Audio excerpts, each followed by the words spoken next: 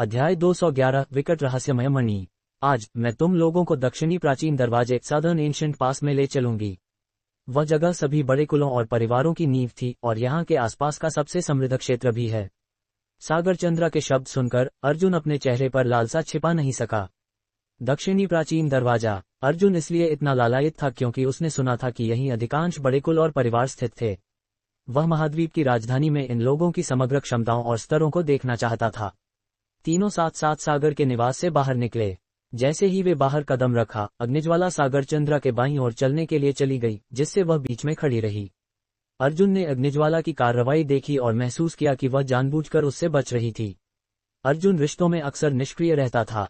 वह शिखा सिंह और मिंग्युए गैलों के साथ अधिक सक्रिय था क्योंकि वह जिम्मेदारियों से प्रेरित था और उन जिम्मेदारियों को लेने के लिए बहुत इच्छुक था।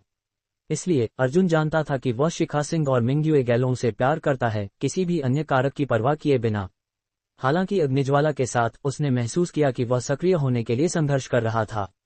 जबकि उसे पता था कि अग्निज्वाला वास्तव में उसे पसंद करती थी, वह इस समय अन्य महिलाओं के साथ रिश्ते बनाने में रुचि नहीं रखता था। इसलिए भले ही अर्जुन के पास भावनाएं और कल्पनाएं थीं, फिर भी वह दूसरों के साथ खुद को शामिल करने में सक्रिय नहीं था। अक्सर अर्जुन प्रकृति को अपना सिर चलाने देता था। वह न तो कुछ होने पर जोर देता था और न ही प्रतिबंध लगाता था। अर्जुन को लगा कि खुद को नियंत्रित करना कठिन था। सड़क पर सागरचंद्रा मुस्कानों से भरी हुई लग रही थी, जैसे वह एक फूल थी जो पहाड़ों के समान एक भव्य सुंदरता बिखेर रही थी। हर बार जब अर्जुन ने इसे देखा तो वह हमेशा आश्चर्य करता कि एक महिला इतनी सुंदर कैसे हो सकती है। सागरचंद्रा की अभिभावक आभा का उनके साधना के स्तर से कोई संबंध नहीं था, बल्कि यह एक आभा थी जो उनमें शुरू से थी। यह एक घमंड वाली आभा थी जो उनके मजबूत आत्मसम्मान को दर्शाती थी, लेकिन उनके अहंकार को नहीं। इसने दूसरों को यह एहसास दिलाया कि वह एक ऊंचे और अप्राप्य स्थान पर खड़ी थी जो उनकी पहुंच से बाहर था। काले, गहरे और सुंदर आंखों की जोड़ी में एक नशीला आकर्षण था जो किसी को भी उसकी भावनाओं के साथ झूमने पर मजबूर कर देता था। साथ ही यह एक उदासीनता भी बिखेरती थी जो दूसरों को दूर रखती थी। अपनी चाल के बीच उसकी लंबी और पतली आकृति एक और भी मजबूत आभा बिखेर रही थी जो लोगों को दूर रखती थी। वह एक सुंदर फिर भी विषैले अफीम के फूल जैसा एहसास देती थी जो अंधेरे में रखा था। वह एक अप्रतिरोध्य घातक जहर लिए थी जिसके लिए कोई भी मरने को तैयार हो जाए। क्या तुम मुझे तीसरी श्रेणी की काली कीमती पत्थर के बारे में और बता सकती हो? मैं इसके बारे में काफी जिज्ञासु हूँ, अर्जुन ने चलते हुए पूछा। जब उसने सिर मोड़ा तो उसने सागरचंद्रा के चेहरे का साइड व्यू करीब से देखा। यह एक दिल को झकझोर देने वाला दृश्य था, खासकर वह पीला पतला गुलाबी गर्दन और उसके पारदर्शी कान। उन्होंने अर्जुन के गले को सूखा महसूस कराया। उसे चूमने की एक आवेग भी महसूस हुई। ऐसा लगा जैसे सागरचंद्रा ने अर्जुन की जलती हुई नजर महसूस की थी जब वह चुपचाप 2 और कदम आगे बढ़ गई और फिर धीरे धीरे बोली, 9 महाद्वीपों की दुनिया में इन रहस्यमय कीमती पत्थरों के कई प्रकार हैं। उनमें से प्रत्येक का लक्ष्य मार्शल अभ्यासियों की शक्तियों को बढ़ाना है। पीले रत्न है जो विद्युत तत्व शक्तियों की एक निश्चित मात्रा को अवशोषित कर सकते हैं। लाल रत्न जो अग्नि तत्व शक्तियों की एक निश्चित मात्रा को अवशोषित कर सकते हैं। नीले रत्न जो जल तत्व शक्तियों की एक निश्चित मात्रा को अवशोषित कर सकते हैं, और हरे रत्न जो लकड़ी के तत्व शक्तियों की एक निश्चित मात्रा को अवशोषित कर सकते हैं। अर्जुन सागरचंद्रा की व्याख्या को समझने में सक्षम था, लेकिन अपनी यादों में हरे रत्न पृथ्वी तत्व शक्तियों के अवशोषण को बढ़ाते थे। ऐसा लग रहा था कि उसकी यादों से प्राप्त जानकारी सबसे विश्वसनीय नहीं थी। वहां से सागरचंद्रा ने आगे बढ़ते हुए कहा, उच्च रत्न एक योद्धा के प्रतिरोध को बढ़ाने पर केंद्रित हैं। आमतौर पर केवल वे जो चौथी श्रेणी या उससे ऊपर के होते हैं उनकी शक्तियां अधिक होती हैं, लेकिन कुछ अन्य प्रकार भी हैं जैसे काला रत्न जो अत्यंत मूल्यवान है। लाल अगेट मणि जो हमले को बढ़ाता है, काले रत्न के समान प्रकृति का है। एक तीसरी श्रेणी का अगेट किसी के हमले को 10% तक बढ़ा सकता है, एक चौथी श्रेणी का 20% तक और एक 5वीं श्रेणी का 40% तक। सूची आगे भी है, लेकिन कोई नहीं जानता कि अधिकतम श्रेणी क्या है।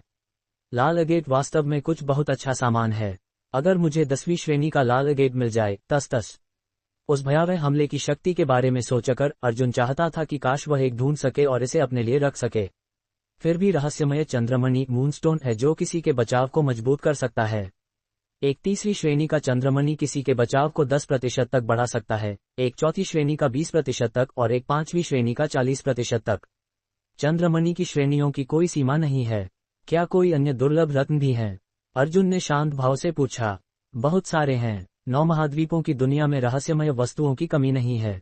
एक सूर्यमणि सनस्टोन भी है जिस कहा जाता है कि वह लाल अगेट से भी अधिक हमले को मजबूत कर सकता है। शरीर शारीरिक किसी की आध्यात्मिक भावना को बहुत बढ़ा सकता है। प्रकाश पत्थर लाइट स्टोन किसी के जीवन काल को बढ़ा सकता है। अंत में दंतकथा सूचित करती है कि रहस्यमय पत्थर मिस्टीरियस स्टोन के प्रभाव दुर्भाग्यवश अज्ञात हैं। इनके अलावा भी कई अन्य हैं। सागरचंद्र के बोलने के बाद अर्जुन थोड़ा चौंक गया।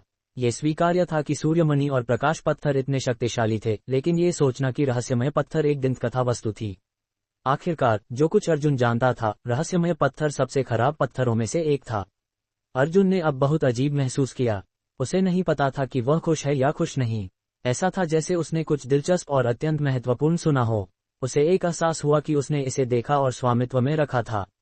एहसास शानदार था। जिस चीज ने अर्जुन को आश्चर्यचकित किया वह ये थी कि एक तीसरी श्रेणी का काला रत्न पहले से ही इतना कीमती था। यह अविश्वसनीय था। इस तरह की वस्तुएं विशेषज्ञों की लालसा की वस्तुएं होतीं। आखिरकार वे उनकी क्षमताओं में एक महत्वपूर्ण वृद्धि लाती थीं। इस प्रकार इन वस्तुओं की कीमतें भी बहुत ऊंची थीं। उच्च कीमतों का कारण आंशिक रूप से ये भी था कि उनका सामना करना बहुत कठिन था। कोई वस्तु जितनी दुर्लभ होती उतनी ही अधिक कीमती होती। यहाँ तक कि अगर इसे कोई ऐसा व्यक्ति पहनता जिसकी क्षमताएं कम थीं, तो अर्जुन ने अनुमान लगाया कि उसकी प्रगति की गति में भी काफी वृद्धि होगी। अर्जुन ने महसूस किया कि अगर उसे एक तीसरी श्रेणी का काला रत्न मिल जाता तो उसकी क्षमताओं में निश्चित रूप से काफी वृद्धि होती। बेशक ये और भी बेहतर होता अगर उसे चौथी श्रेणी, पांचवी श्रेणी या उससे भी बेहतर गुणवत्ता वाला कोई मिल जाता। क्या ये रत्न सभी पूर्ण अवस्था में होते हैं या इन्हें अभी भी विशेषज्ञों के हाथों से गुजरने की प्रक्रिया से गुजरना पड़ता है? अर्जुन ने अब जाना कि तीसरी श्रेणी के रत्न चौथी श्रेणी के रत्न थे। रत्न रहस्यमय खानों से आते हैं। निकाले गए कच्चे रत्न सभी पहली श्रेणी के रत्न होते हैं। बेशक इसे पहले तराशना और पॉलिश करना होगा। इसे दूसरी श्रेणी का रत्न या उससे भी उच्च गुणवत्ता वाला बनाने के लिए इसे शोधन रिफाइनमेंट से गुजरना होगा। यह एक ही श्रेणी के दो रत्नों को शोधित करके एक उच्च श्रेणी का रत्न प्राप्त करने की प्रक्रिया है। मुझे केवल इतना पता है कि पहली श्रेणी के रत्नों से दूसरी श्रेणी का रत्न बनाने की सफलता दर 10% भी नहीं है। दूसरी श्रेणी के रत्नों से तीसरी श्रेणी का रत्न बनाने की सफलता दर 1% है, क्योंकि औसतन एक सफलता के लिए 100 कोशिशों की आवश्यकता होती है। मुझे बाकी के बारे में निश्चित नहीं है। सागरचंद्र ने अर्जुन की ओर एक हल्की मुस्कान के साथ कहा। उसका हर एक मुस्कान और त्योरी बहुत आकर्षक थी। वह भव्य सुंदरता जिसमें कोई दोष नहीं था अर्जुन को आसानी से मंत्रमुग्ध कर सकती थी। तो यहाँ रत्नों को इस तरह संयोजित किया जाता था। बस ये था कि रत्नों की शक्तियाँ अधिक महत्वपूर्ण थीं। वे एक श्रेणी की वृद्धि के साथ दोगुने प्रभाव तक पहुंचने के लिए शोधित किए जा सकते थे। बहुत बुरा था कि सफलता दर भयावह रूप से कम थी। इतनी मजबूत वस्तुओं का अत्यंत दुर्लभ होना स्वाभाविक था। क्या इन रत्नों को केवल हार में जड़ा जा सकता है? अर्जुन ने पूछा। आखिरकार इसे हार के रूप में पहनने से प्रभाव प्राप्त किया जा सकता था। इसे किसी भी सामान में जड़ा जाना संभव होना चाहिए। नहीं, सिद्धांत रूप से इसे आप जिस भी सामान में चाहे जड़ा जा सकता है। यह हार, पेंडेंट, बेल्ट, कवच हो सकते हैं, लेकिन शर्त इन वस्तुओं की गुणवत्ता पर निर्भर करती है। अगर गुणवत्ता पर्याप्त अच्छी नहीं है तो संभव है कि यह रत्नों की रहस्यमय शक्तियों को सहन नहीं कर पाएगी। तो इसका मतलब है कि मैं इसे किसी भी चीज पर जड़ सकता हूं और मात्रा की कोई सीमा नहीं है। अगर ऐसा है तो अगर मैं अपने पूरे शरीर पर रत्न लटका कर घूमूं तो यह निश्चित रूप से बहुत प्रभावशाली दिखेगा। अर्जुन ने आश्चर्यचकित होकर कहा। अर्जुन के शब्द सुनकर सागरचंद्र मुस्कुराए। उसकी मुस्कान में छेड़छाड़ का एक संकेत था। अधिकांश कपड़ों में रत्नों को सहन करने की इतनी क्षमता नहीं होती, न ही शीर्ष गुणवत्ता वाले रेशम या ब्रोकेड में। अफवाहें कहती हैं कि जापानी ओक सिल्कवर्म द्वारा उत्पादित रेशम उन्हें पकड़ सकता है, लेकिन ये केवल एक अफवाह है। केवल कवच और युद्ध गियर उन्हें पकड़ सकते हैं, लेकिन इस समय ज्ञात सबसे अच्छा कवच तारांकन सुनहरा कवच तारांकन गोल्डन आर्मर है। इसमें केवल 4-5वीं श्रेणी के रत्न जड़े जा सकते हैं।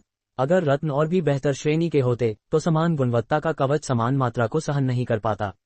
ऐसा कभी नहीं कहा गया है कि कोई उच्च गुणवत्ता वाले रत्न हैं। ये कहने के बाद सागरचंद्र ने मनोरंजन के साथ अर्जुन को देखा, जबकि अर्जुन ने अपनी नाक पर हाथ फेरा और अजीब तरह से मुस्कुराया। तो अब सबसे आम वस्तुएं हार, पेंडेंट, चूड़ियां, बेल्ट और पैर की जंजीरें हैं। कोई इनमें से कई पहन सकता है, लेकिन आमतौर पर प्रत्येक वस्तु में केवल एक ही रत्न जड़ा होता है। मैंने जो सबसे अच्छी वस्तु देखी है वह तारांकन जल जैड नील ड्रैगन हार तारांकन water jade azure dragon necklace थी, लेकिन उसमें भी केवल 5वीं श्रेणी का काला रत्न जड़ा था। जल जैड नील ड्रैगन कुछ ऐसा था जो अर्जुन को परिचित लगा। उसके पिछले जीवन में ये सप्तर्षि तलवार बिग डिपर स्वॉर्ड के समान गुणवत्ता का था। ऐसा लग रहा था कि 9 महाद्वीपों की दुनिया में यह अत्यधिक उच्च गुणवत्ता वाली वस्तु थी। सप्तर्षि तलवार को याद करते हुए अर्जुन खुद को बिना पूछे नहीं रह सका, क्या इन रत्नों को हथियारों में जड़ा जा सकता है? जरूर, 9 महाद्वीपों की दुनिया में लोग अपने रत्नों को जड़ने के लिए सबसे आम वस्तु के रूप में हथियारों को चुनते हैं। एक तलवार की मूठ में 3 रत्न जड़े जा सकते हैं, और ऐसी कुछ तलवारें भी हैं जिनके ब्लेड में भी काफी कुछ जड़ा जा सकता है। लिखित रिकॉर्ड के अनुसार एक तलवार में अधिकतम 10 रत्न जड़े जा सकते हैं। मूठ पर 3 और ब्लेड पर 7। सागरचंद्र के उत्तर ने अर्जुन को अति प्रसन्न कर दिया। वह जानता था कि सप्तर्षि तलवार निश्चित रूप से एक अच्छी वस्तु थी। इसके अलावा अर्जुन को लगा कि सप्तर्षि तलवार पर 7 सितारे 7 रत्नों की तरह थे। क्या इसमें कोई छिपा हुआ रहस्य था? तीनों ने धीरे धीरे चला और अग्निज्वाला अर्जुन और सागरचंद्र की बातचीत को चुपचाप सुनती रही। वह कभी कभी एक हल्की मुस्कान देती, कभी अर्जुन की ओर तो कभी सागरचंद्र की ओर। अर्जुन प्रत्येक बार सागरचंद्र के कहने के बाद सोचने लगता था। दूसरों के लिए वह गहरे विचार में डूबा हुआ, या यहाँ तक कि अपने विचारों में खोया हुआ प्रतीत होता था। अर्जुन ने काफी कुछ सहायक तकनीकों में महारत हासिल कर ली थी और वह निश्चित नहीं था कि रत्न कारीगरी को भी एक सहायक तकनीक माना जाएगा या नहीं। सागरचंद्र के साथ बातचीत से उसने समझा कि 9 महाद्वीपों की दुनिया में रत्न कितने अद्भुत थे। अर्जुन ने अनजाने में रत्न कारीगरी सीखने की लालसा करना शुरू कर दिया। आखिरकार प्रत्येक अतिरिक्त श्रेणी पिछली श्रेणी की तुलना में 2 गुना प्रभाव लाती थी। ये बहुत विकट था। एक तीसरी श्रेणी का रत्न 10% का बढ़ाया हुआ प्रभाव लाएगा, एक चौथी श्रेणी का रत्न 20% का प्रभाव लाएगा, और एक 5वीं श्रेणी का रत्न 40% का प्रभाव लाएगा।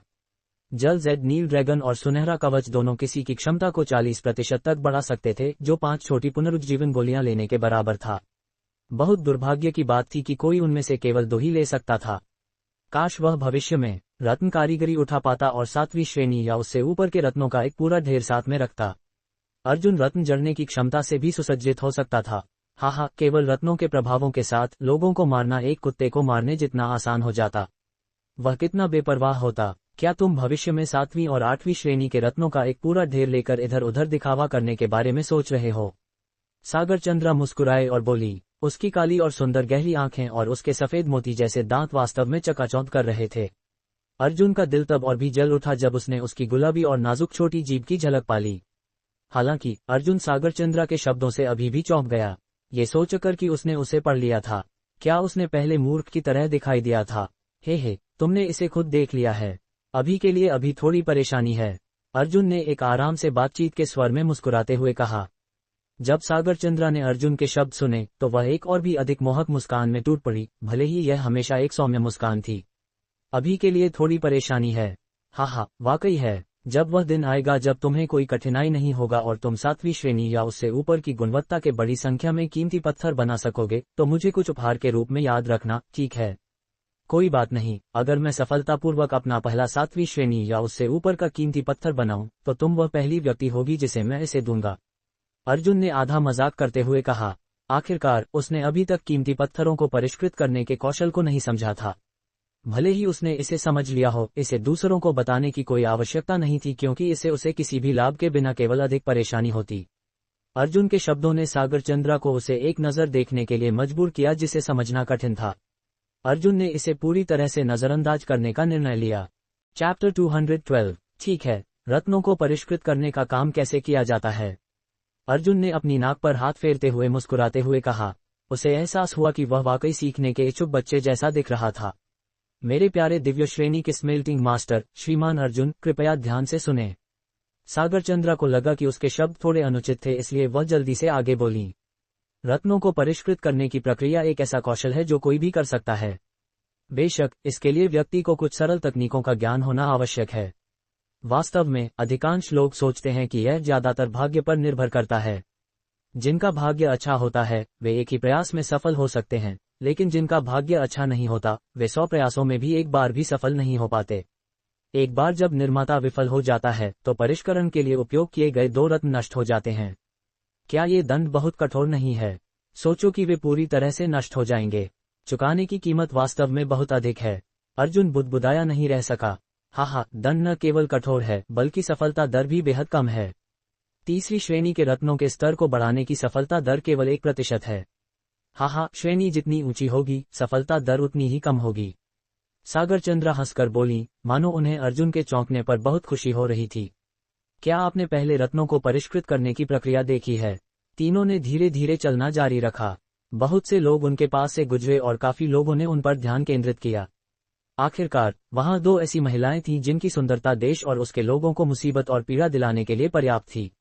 मैंने इसे कुछ बार देखा है, लेकिन वे सभी प्रयास दूसरी श्रेणी के रत्नों को तीसरी श्रेणी में बदलने के थे। वे सभी विफलता में समाप्त हुए। जबकि प्रक्रिया स्वयं बहुत सरल लगती है, परिष्करण के कड़ाहे को उसी प्रकार की लपट की आवश्यकता होती है जब कोई रसायन विद्या करता है। ये और भी बेहतर होगा अगर कोई रत्नों को परिष्कृत करने से पहले अपनी खुद की साधना वाली लपटों को विकसित कर ले। अधिकांश लोग कहते हैं कि यह सब भाग्य पर निर्भर करता है, क्योंकि कोई भी रत्नों को परिष्कृत करने की सफलता दर बढ़ाने की विधि को समझ नहीं पाया है। सागर चंद्रा ने समझाया। प्राण के संचार का उल्लेख करते ही सब कुछ अविश्वसनीय लगने लगा। ये ठीक उसी तरह था जैसे अर्जुन के पिछले जीवन की यादें थीं। अगर कोई रत्न शिल्प कौशल नहीं उठाता था तो सफलता दर बेहद कम होती थी। हालांकि एक बार जब कोई संबंधित कौशल प्राप्त कर लेता तो सफलता दर आश्चर्यजनक रूप से उच्च हो सकती थी और यहां तक कि 100% तक पहुंच सकती थी। हालांकि ये दुर्भाग्यपूर्ण था कि अर्जुन की सहायक तकनीकों में से रत्न शिल्प एक नहीं था। अर्जुन नहीं जानता था कि क्या कोई दिन ऐसा आएगा जब वह ऐसे अद्भुत कौशल प्राप्त कर पाएगा।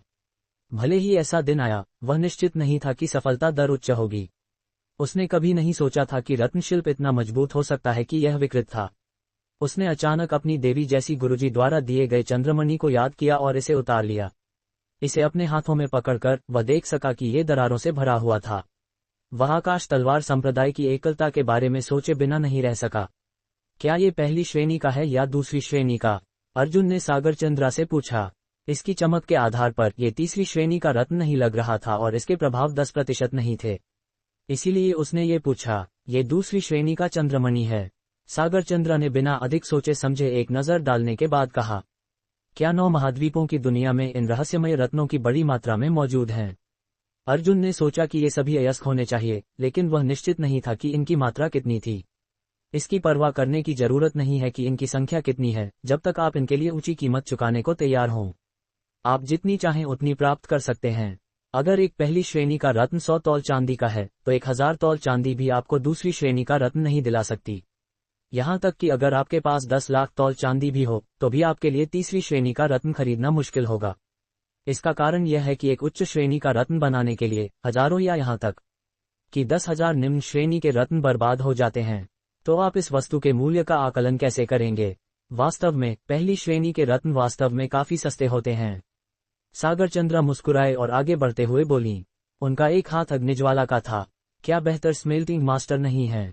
उदाहरण के लिए, जिनके पास रत्नों को परिष्कृत करने में उच्च सफलता दर हो। अगर मुझे रत्नों को परिष्कृत करवाना हो तो मैं किसे ढूंढ सकता हूं?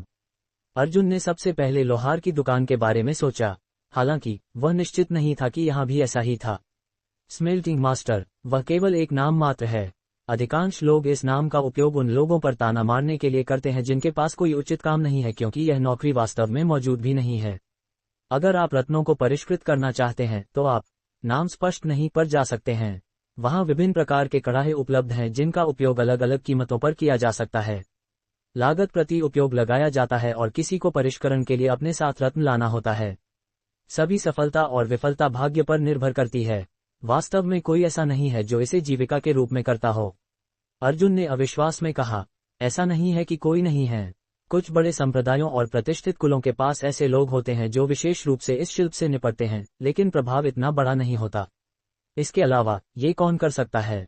सफलता दर बहुत कम है और अधिकांश लोग केवल पहली श्रेणी के रत्नों से दूसरी श्रेणी के रत्न बनाते हैं या तीसरी श्रेणी तक। अधिकांश लोग उच्च श्रेणी के रत्नों को परिष्कृत करने का खर्च वहन करने में सक्षम नहीं होते। सागर चंद्रा ने अर्जुन की ओर एक नजर डाली और मुस्कुराते हुए आगे बढ़ गईं। देखो, वहां तारांकन दक्षिणी प्राचीन दरवाजा तारांकन है। तीनों ने थोड़ी देर चुपचाप चलने के बाद सागर चंद्रा ने सामने की ओर इशारा करते हुए कहा। अर्जुन और अग्निज्वाला ने सागर चंद्रा द्वारा इशारा की गई दिशा की ओर देखा। यह विशेष रूप से सुंदर, खूबसूरत और भव्य था। दक्षिणी प्राचीन दरवाजा एक स्वतंत्र मार्ग नहीं था, बल्कि विभिन्न चौराहों के संयोजन से बना था जो प्राचीन, चौड़े और गहराई वाले महसूस कराते थे। हालांकि चौराहे अलग अलग दिशाओं से थे, लेकिन उनसे यह अव्यवस्थित नहीं लग रहा था, बल्कि इसमें एक विरह भरी सुंदरता थी। किनारे की इमारतें ज्यादातर मंडप शैली में थीं, जिनमें 4, 8 या यहां तक कि 12 कोने थे। इसके अलावा वहां बड़े आंगन और प्राचीन महलों जैसी ऊंची इमारतें भी थीं। एक नजर में अर्जुन को इस स्थान की उपस्थिति और वातावरण पसंद आया। उन भव्य ढंग से सजाई गई इमारतों की तुलना में यह न केवल तुलनीय था, बल्कि इसमें एक प्रतिष्ठित एहसास भी था। ये एक उच्च मानक के लग रहे थे और उन भव्य ढंग से सजाई गई इमारतों को बेस्वाद बना रहे थे।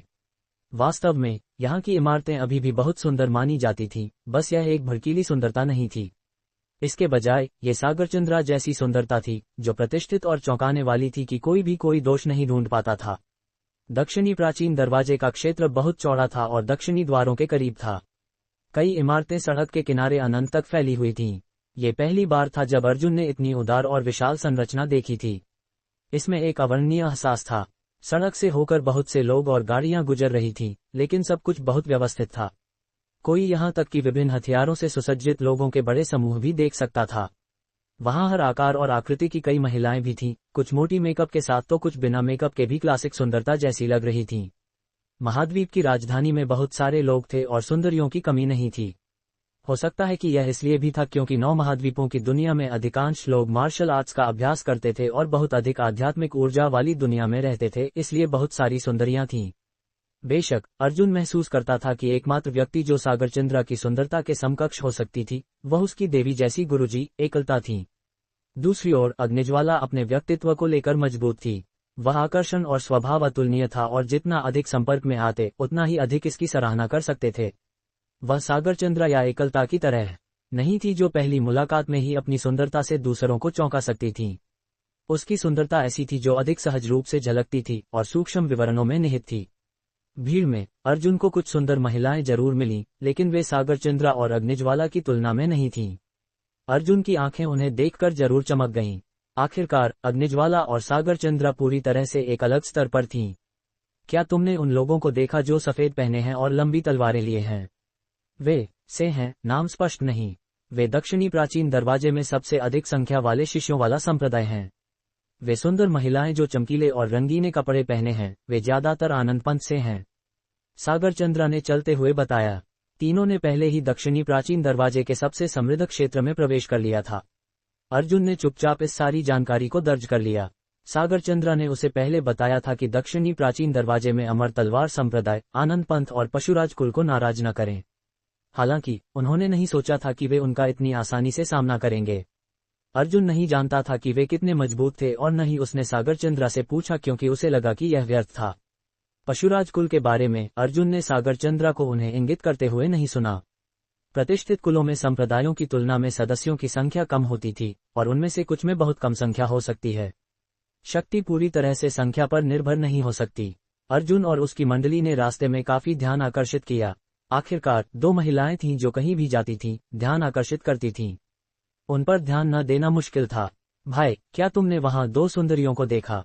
वे वाकई सुंदर हैं। उन्हें स्वर्ग के देवदूत कहना उचित होगा। क्या हमें उन सुंदरियों को हथियाने की कोशिश करनी चाहिए? एक कुरूप युवक जिसकी आंखें चूहे जैसी और सिर बकरे जैसा था, ने अपने समूह के सबसे लंबे और मजबूत दिखने वाले व्यक्ति से पूछा। थप्पड़। युवक को उसके सिर पर एक थप्पड़ लगा। तुझे नरक में ले जाऊं। सुंदरियों को हथियाना? क्या तूने नहीं देखा कि कितने पुरुष उनके पीछे लगे हुए हैं? क्या तुझे पता है कि कोई भी कार्रवाई क्यों नहीं कर रहा है? लंबे और मजबूत आदमी ने कठोरता से कहा। क्यों? एक दुबला और छोटा युवक जिसका रूप कुछ बदसूरत था, दुखी होकर पूछा। तुझे नरक में ले जाऊं? ये कहने का मतलब है कि वे बहुत मजबूत हैं या बहुत मजबूत पृष्ठभूमि से आते हैं। अगर दोनों सच नहीं थे तो क्या तुम्हें लगता है कि हम सफल हो पाएंगे? लंबे और मजबूत आदमी ने ऐसा कहा मानो उसे बहुत अनुभव था। अगर इन 2 कारणों में से कोई भी नहीं था तो हम सफल क्यों नहीं होंगे? सोच, उन 2 महिलाओं के पीछे इतने सारे लोग लगे हुए हैं। जो ज्यादा सुंदर है वह एक आभा बिखेरती है जो लोगों को दूर रखती है। अगर हम उन्हें हथियाने के लिए ऊपर जाएं तो तुम क्या सोचते हो वे क्या करेंगे? लंबे और मजबूत आदमी ने रहस्यमय ढंग से कहा। अर्जुन की नजर अचानक उस आदमी पर पड़ी। वह उनकी बातें सुन नहीं सका था अपनी तेज सुनने की क्षमता और आदमी की तेज आवाज की वजह से। वे क्या करेंगे? क्या तुम्हें लगता है कि वे हमसे लड़ेंगे? बदसूरत दुबले युवक ने आश्चर्य से पूछा। वे नायक बनकर सुंदरियों को बचाने का नाटक करेंगे। लंबे और मजबूत दिखने वाले आदमी ने बुद्धिमानी से कहा। हमारा बॉस सबसे चतुर है। तो क्या हम नायक बनकर सुंदरियों को बचाने का इंतजार करें? दुबले युवक ने कामुकता से पूछा। तुझे नरक में ले जाऊं? हम इस क्षेत्र में कुछ भी नहीं हैं। चलो। अर्जुन ने मन ही मन सोचा, तुम लोग नायक बनकर सुंदरियों को बचाओगे। खुद को देखा है दर्पण में? क्या सुना? तुम दोनों महिलाएं यहाँ सबसे सुंदर हो और इतने सारे लोग तुम्हें अगवा करने के बारे में सोच रहे हैं। अर्जुन हंसा और बोला। उसे पता था कि उन्होंने बातचीत सुनी होगी। आखिरकार वे उस समूह के करीब आ गए थे। दक्षिणी द्वार के आसपास इस तरह के बहुत सारे लोग हैं, लेकिन उनमें से कई अपनी जगह जानते हैं। अगर वे नहीं जानते तो वे बहुत पहले मर चुके होते। इसलिए जो बचे हैं वे जानते हैं कि उनका स्थान कहाँ है और वे केवल आम लोगों को धौंस जमाते हैं जो उनसे कमजोर हैं। सागरचंद्रा ने अर्जुन पर कोई दोष नहीं लगाया क्योंकि उसने उन्हें छेड़ने का मौका लिया था। क्या इस क्षेत्र में बहुत से लोग नहीं हैं जो हमारी युवा मिस सागरचंद्रा को पहचानते हैं? अर्जुन ने जिज्ञासापूर्वक पूछा। हाँ, मैं इस क्षेत्र में ज्यादा प्रसिद्ध नहीं हूँ क्योंकि मैं अपना अधिकांश समय अन्य शहरों में बिताती हूँ और शायद ही कभी यहाँ रहती हूँ। हालांकि जब मैं छोटी थी तो मेरे माता पिता मुझे यहाँ अक्सर लाते थे। सागरचंद्रा हंसकर बोली। शीट, अर्जुन ने कड़वाहट से कहा। क्या हुआ? सागरचंद्रा और अग्निज्वाला ने एक साथ पूछा। मैं शर्त लगा सकता हूँ कि 15 मिनट के भीतर कोई तुम्हें हाईजैक करने या बातचीत शुरू करने की कोशिश करेगा। एक झगड़ा होगा। अर्जुन ने अपनी नाक पर हाथ फेरते हुए मुस्कुराते हुए कहा। क्या तुम गंभीर हो? तुम ज्यादा सोच रहे हो। अग्निज्वाला ने अर्जुन को एक अजीब नजर से देखा। दूसरी ओर सागरचंद्रा ने अपना सिर मुड़कर कुछ युवकों को देखा जो थोड़ी दूरी से उनकी ओर आ रहे थे। अग्निज्वाला भी आश्चर्यचकित हो गई जब उसने ये देखा और फिर उसने अर्जुन को गुस्से से घूरा। उसके भाव अवर्णनीय थे, उसके आकर्षण में दोष का एक संकेत था। मिस, क्या आप हमारे साथ एक घूंट के लिए जुड़ना चाहेंगी? अर्जुन ने 3 युवकों में से सबसे फ्लर्ट करने वाले व्यक्ति को बेबसी से देखा। वह काफी हैंडसम दिखता था, लेकिन उसका सिर एक कोण पर झुका हुआ था, तब भी जब वह सागरचंद्रा को सीधे घूर रहा था। तीनों युवक लगभग 25-26 वर्ष के थे, अपने सफेद कपड़ों में एक शालीनता के साथ प्रकट हुए। जैसा कि कहावत है, दर्जी एक आदमी को अच्छा बनाता है। अर्जुन को विश्वास था कि जब तक व्यक्ति बहुत बदसूरत नहीं है, अगर वे वही कपड़े पहनते हैं तो वे काफी अच्छे दिखेंगे। बेशक अगर उनका स्वभाव बेहतर होता तो वे और भी अधिक उत्कृष्ट दिखते ताकि लोग उनके रूप को नजरअंदाज कर सकें। बहुत बुरा है कि उसके सामने वाले इस व्यक्ति में थोड़ा घमंड था और कोई स्वभाव नहीं था। सौभाग्य से उसकी त्वचा अच्छी थी। सागरचंद्रा ने कुछ नहीं कहा, लेकिन उसने धीरे से अर्जुन की ओर देखा। उसने चुपचाप अर्जुन का हाथ पकड़ लिया और कहा, अर्जुन, मैं थक गई हूँ। चलो आराम करने के लिए कहीं और चलते हैं। उसकी आवाज इतनी कोमल थी कि अर्जुन अपने कानों पर विश्वास नहीं कर सका। उसका हाथ कसकर पकड़ा हुआ था और उसने लगभग अवचेतन रूप से सिर हिलाया। महान डायनेस, निश्चित रूप से महान डायनेस। वह एक महान डायनेस है जिसने 1000 साल की साधना की है, अर्जुन ने खुद से कहा। अर्जुन जानता था कि यह चीजों को संभालने का सागरचंद्रा का तरीका था। उसका उसके सामने वाले लड़के में कोई रुचि शून्य थी और वह चाहती थी कि अर्जुन उनसे छुटकारा दिलाए। भूल जाओ, चूंकि मैंने खुद का मनोरंजन किया, मुझे कुछ काम करना होगा, अर्जुन ने अपने आप से बेचैनी से कहा। चंदा, चलो घर चलते हैं, बच्चे को खिलाने का समय हो गया है। अर्जुन ने सागरचंद्रा का हाथ पकड़ लिया। उसने अपना सिर झुकाया और अपनी नाक को सागरचंद्रा की सेक्सी नाक से धीरे से छुआ और गहरी भावनाओं के साथ कहा। उसके एक वाक्य ने मौजूद सभी को हिलाकर रख दिया, यहाँ तक कि अग्निज्वाला ने भी लगभग विश्वास कर लिया कि यह सच था। सागरचंद्रा को अचानक इतनी शर्म आई कि वह नाटक छोड़ना चाहती थी। उसने इस आदमी के अति करने के लिए चुपचाप उसे दोष दिया और खुद को भी इसे शुरू करने के लिए, लेकिन नाटक जारी रहना था, नहीं तो लोग उसके बारे में क्या सोचते। इसके बाद अर्जुन ने सागरचंद्रा को पकड़ा जबकि उसने अग्निज्वाला को खींचा जो स्तब्ध थी। वे चले जाने के लिए तैयार थे। जाने की सोच रहे हो? क्या हमारे युवा मास्टर फैंग ने तुम लोगों को जाने के लिए सहमति दी थी? पीछे खड़े एक युवक ने ताना मारते हुए कहा। क्या तुम नहीं जानते कि हमारे युवा मास्टर फैंग को युवा शादीशुदा महिलाएं पसंद हैं, खासकर जो स्तनपान करा रही हों? क्या तुम नहीं जानते कि हमारे युवा मास्टर फैंग को हर सुबह एक कप ताज़ा मानव दूध पीना पड़ता है? दूसरे युवक ने मुस्कुराते हुए कहा। दूसरी ओर अर्जुन ने देखा कि जिस युवक को युवा मास्टर फैंग कहा गया था, उसकी नजरें सागरचंद्रा के मुलायम स्तनों पर टिकी थीं। उसके होठ यहां तक कि कांप रहे थे। अर्जुन ने क्रोधित सागरचंद्रा को देखा और मुस्कुराते हुए फिर सबसे शोरगुल करने वाले की ओर एक छोटा पत्थर उछाला। अर्जुन ने बहुत अधिक बल नहीं लगाया क्योंकि वह उसे मारना नहीं चाहता था, इसलिए छोटे पत्थर ने केवल उसका मुंह तोड़ दिया। युवक केवल एक चीख निकाल सका। क्या अब हम जा सकते हैं? अर्जुन मुस्कुराते हुए पूछा। तुम किसी और को मारने के बाद जाने की सोच रहे हो? हमारे युवा मास्टर फैंग अमर तलवार संप्रदाय के बड़े फैंग का पोता है। फोह! एक और व्यक्ति का मुंह टूट गया और वह केवल चीख सका। इस बार क्या हम जा सकते हैं? अर्जुन ने उस युवक को देखते हुए मुस्कुराते हुए जारी रखा जिसे युवा मास्टर फैंग कहा गया था। नहीं, एक निम्न आवाज गूंजी। अचानक एक मध्यम आयु वाला आदमी प्रकट हुआ। वह भी बर्फ जैसे सफेद सूट में था और उसकी कठोर आंखें अर्जुन की ओर देख रही थीं। ये देखकर कि अर्जुन फिर से लड़ना चाहता है, सागरचंद्रा ने जल्दी से उसका हाथ पकड़ा और सिर हिलाया। मुझे विश्वास है कि तुमने पूरी स्थिति देखी है। मैं किसी को मारना नहीं चाहता। कम से कम तुम्हें मारना मेरे लिए बच्चों का खेल है, लेकिन मैं आज तुम्हारे साथ नहीं रहूंगा। मुझे ढूंढना बहुत आसान है क्योंकि तुम सागर निवास पर आ सकते हो। थोड़े संकोच के बाद सागर चंद्रा ने कहा।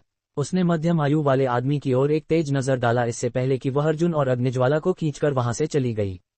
सागर निवास। अर्जुन ने एक भी शब्द नहीं कहा और अग्निज्वाला ने भी नहीं। सागर चंद्रा ने कुछ दूरी तक चलना जारी रखा इससे पहले कि उसने एक आह भरी। क्या मैंने तुम्हें परेशानी में डाल दिया? अर्जुन ने शांत भाव से कहा। अमर तलवार संप्रदाय इस क्षेत्र में बहुत प्रभावशाली है और इसलिए मैंने तुम्हें कहा था कि तुम उन्हें नाराज करने की कोशिश न करो। अगर तुमने कुछ भी नहीं किया होता तो मैं कार्रवाई करती। इसके अलावा मैं उसे मार देती, भले ही पता था कि वह अमर तलवार संप्रदाय से है। क्या ये तुम्हारे और वरिष्ठ के लिए परेशानी लाएगा? नहीं नहीं, चिंता मत करो। मैं भूल गई थी कि मेरे माता पिता इस क्षेत्र में काफी शक्तिशाली हैं। चलो, मेरा घूमने का मन नहीं कर रहा। चलो कहीं रुककर खाना खाते हैं और आराम करते हैं इससे पहले कि हम आगे बढ़ें। सागर चंद्रा ने धीरे से कहा। अर्जुन ने खुद को एक आह भरते हुए सुना। तुम पहले वास्तव में बहुत ज्यादा थे। सागर चंद्रा की गहरी और सुंदर आंखों में एक अजीब भाव था जब उसने अर्जुन को देखा। खांसी, वह, क्या मैं इसे और अधिक वास्तविक बनाने की कोशिश नहीं कर रहा था? अर्जुन ने उसके सुंदर नाक के साथ अपने संपर्क को याद किया। यह एक बढ़िया और आत्मा को हिला देने वाला एहसास था और उसके शब्दों में गुस्ताखी भी एक उत्साह था। तुम पहले व्यक्ति हो जिसने मेरे साथ ऐसा व्यवहार करने की हिम्मत की। क्या तुम डरते नहीं हो कि मैं नियंत्रण खोकर तुम्हें मार दूं? सागर चंद्रा ने एक अजीब स्वर में कहा। अग्निज्वाला मुस्कुराए और अर्जुन को देखा। मैं वास्तव में बिल्कुल भी डरा नहीं था, अर्जुन ने झूठ बोलते हुए कहा। सच में? अग्निज्वाला मुस्कुराकर पूछा। चलो, बच्चे को अभी भी दूध पिलाना है। अग्निज्वाला। अध्याय 213 स्वर्गीय महल, स्वर्गीय विद्युत दानव। चलो चलते हैं, बच्चे का अभी भी दूध पिलाना बाकी है। अग्निज्वाला। अर्जुन ने देखा कि दोनों स्वर्ग द्वारा आशीर्वादित सुंदरियां बोल नहीं रही थीं और उनके थोड़े उठे हुए होठ इंगित कर रहे थे कि वे अभी भी नाराज थीं। हालांकि उसे लगा कि इससे उनका आकर्षण और बढ़ गया था और उसने इस दृश्य का आनंद लिया। आखिरकार सागर चंद्रा को छेड़ने के उसके पास बहुत कम अवसर थे। तुम बदमाश, तुम बुरे आदमी हो। अग्निज्वाला बुदबुदाई मानो वह खुद से बात कर रही हो, लेकिन वह पहले ही संभल चुकी थी। सागर चंद्रा ने अर्जुन का हाथ छोड़ दिया था, लेकिन उसके सुंदर चेहरे पर एक हल्की लाली थी। अर्जुन ने उसके नर्म हाथों को पकड़े रहने की लंबी अनुभूति के साथ साथ उस अद्भुत एहसास को भी थामे रखा जब उसने उसकी नाक की नोक को छुआ था। जब अर्जुन ने सागर चंद्रा की अद्भुत आकृति को देखा, खासकर उन सुंदर आकार के स्तनों को, तो उसने सोचा कि युवा मास्टर फैंग सागर चंद्रा को कैसे अपवित्र करना चाहता था। ऐसा लग रहा था कि वह अमर तलवार संप्रदाय के बड़े फैंग का पोता था। अर्जुन उन 3 लोगों के प्रति थोड़ा सा अविश्वास के साथ मूर्ख महसूस कर रहा था। ये ठीक था अगर यह व्यक्ति बहुत घमंडी दिखता था। ये ठीक था अगर उसे युवा शादीशुदा महिलाओं में विशेष रुचि थी जो स्तनपान करा रही थी, और यह भी ठीक था कि वह रोजाना एक कप ताज़ा मानव दूध पीता था। वह सीधे नहीं पीता था बल्कि एक कप का उपयोग करता था। आखिरकार दुनिया में हर तरह के लोग थे। हालांकि उसे बाकी दुनिया के सामने इसे दिखाने की क्या जरूरत थी। जिस चीज ने अर्जुन को हैरान किया वह ये नहीं थी कि उस व्यक्ति की विशेष रुचियां थीं, बल्कि यह तथ्य था कि उन तीनों लोगों ने इसे 24 घंटे खुलेआम चिल्लाकर सड़क पर सभी को सुना दिया। अर्जुन नहीं जानता था कि वह इसे घमंड समझे या मूर्खता। वे दक्षिणी प्राचीन दरवाजे में ज्यादा दूर नहीं गए थे जब वे उसे पार कर गए। हालांकि यह अप्रिय था, अर्जुन ने इसके बारे में ज्यादा नहीं सोचा। दूसरी ओर उसे लगा कि ऐसी घटनाएं बिल्कुल आम थीं। आखिरकार 2 ऐसी महिलाएं थीं जिनकी सुंदरता अपनी पीढ़ी में सबसे ऊपर थी, और अजीब होता अगर उनके पीछे कोई न हो। उसने सोचा कि सागर चंद्रा का हरित मेघनगर में कुछ प्रतिष्ठा होनी चाहिए, या कम से कम शहर के दक्षिणी हिस्से में। उसने नहीं सोचा था कि उनके बाहर निकलने के पहले ही दिन उन्हें धौंस जमाया जाएगा। अब अर्जुन ने इन सभी परिस्थितियों का मूल कारण समझ लिया। 9 महाद्वीपों की दुनिया में बहुत कम प्रतिष्ठित लोग थे, खासकर वे जिनके नाम दुनिया में हर किसी को पता था और फैले हुए थे। भले ही कुछ ऐसे थे जिनके नाम हजारों सालों तक चले आ रहे थे, लेकिन उन्होंने अपने चित्र भी नहीं छोड़े थे, इसलिए दूसरों के लिए ये जानना संभव नहीं था कि वे कैसे दिखते थे। 9 महाद्वीपों की दुनिया की भूमि बहुत विशाल थी और जनसंख्या की गणना खरबों में की जाती थी। हालांकि यह विभिन्न राष्ट्रों से बनी दुनिया नहीं थी, लेकिन प्रत्येक देश द्वारा ली गई भूमि क्षेत्र को अर्जुन के पिछले जीवन के एक बड़े राष्ट्र के रूप में मापा जाता था। प्रत्येक देश की आबादी कम से कम 100 मिलियन थी। यह विभिन्न संप्रदायों और प्रतिष्ठित कुलों द्वारा आबाद दुनिया थी। वे 9 महाद्वीपों की इस दुनिया में संप्रभु और नेता थे। आम लोगों के लिए वे शायद अपने पूरे जीवन में कभी भी उस देश से बाहर न निकले जहां उनका जन्म हुआ था। उन दिव्य अवस्था साधकों के लिए भी यही बात थी जिनके पास कोई उड़ने वाले दानवी पशु नहीं थे। इसलिए अधिकांश लोग एक निश्चित क्षेत्र तक सीमित थे। अपना नाम एक शहर में फैलाना भी कोई आसान काम नहीं था। जो लोग एक देश में प्रसिद्ध हो सके वे आमतौर पर एक व्यक्ति नहीं बल्कि एक प्रतिष्ठित संप्रदाय या कुल थे।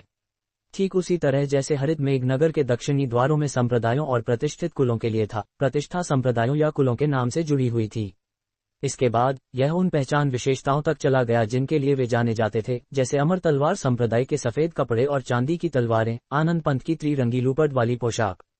आखिरकार 9 महाद्वीपों की दुनिया में संचार आधुनिक दुनिया के नेटवर्क की तुलना में नहीं था, इसलिए किसी के लिए प्रसिद्ध होना बहुत बहुत मुश्किल था।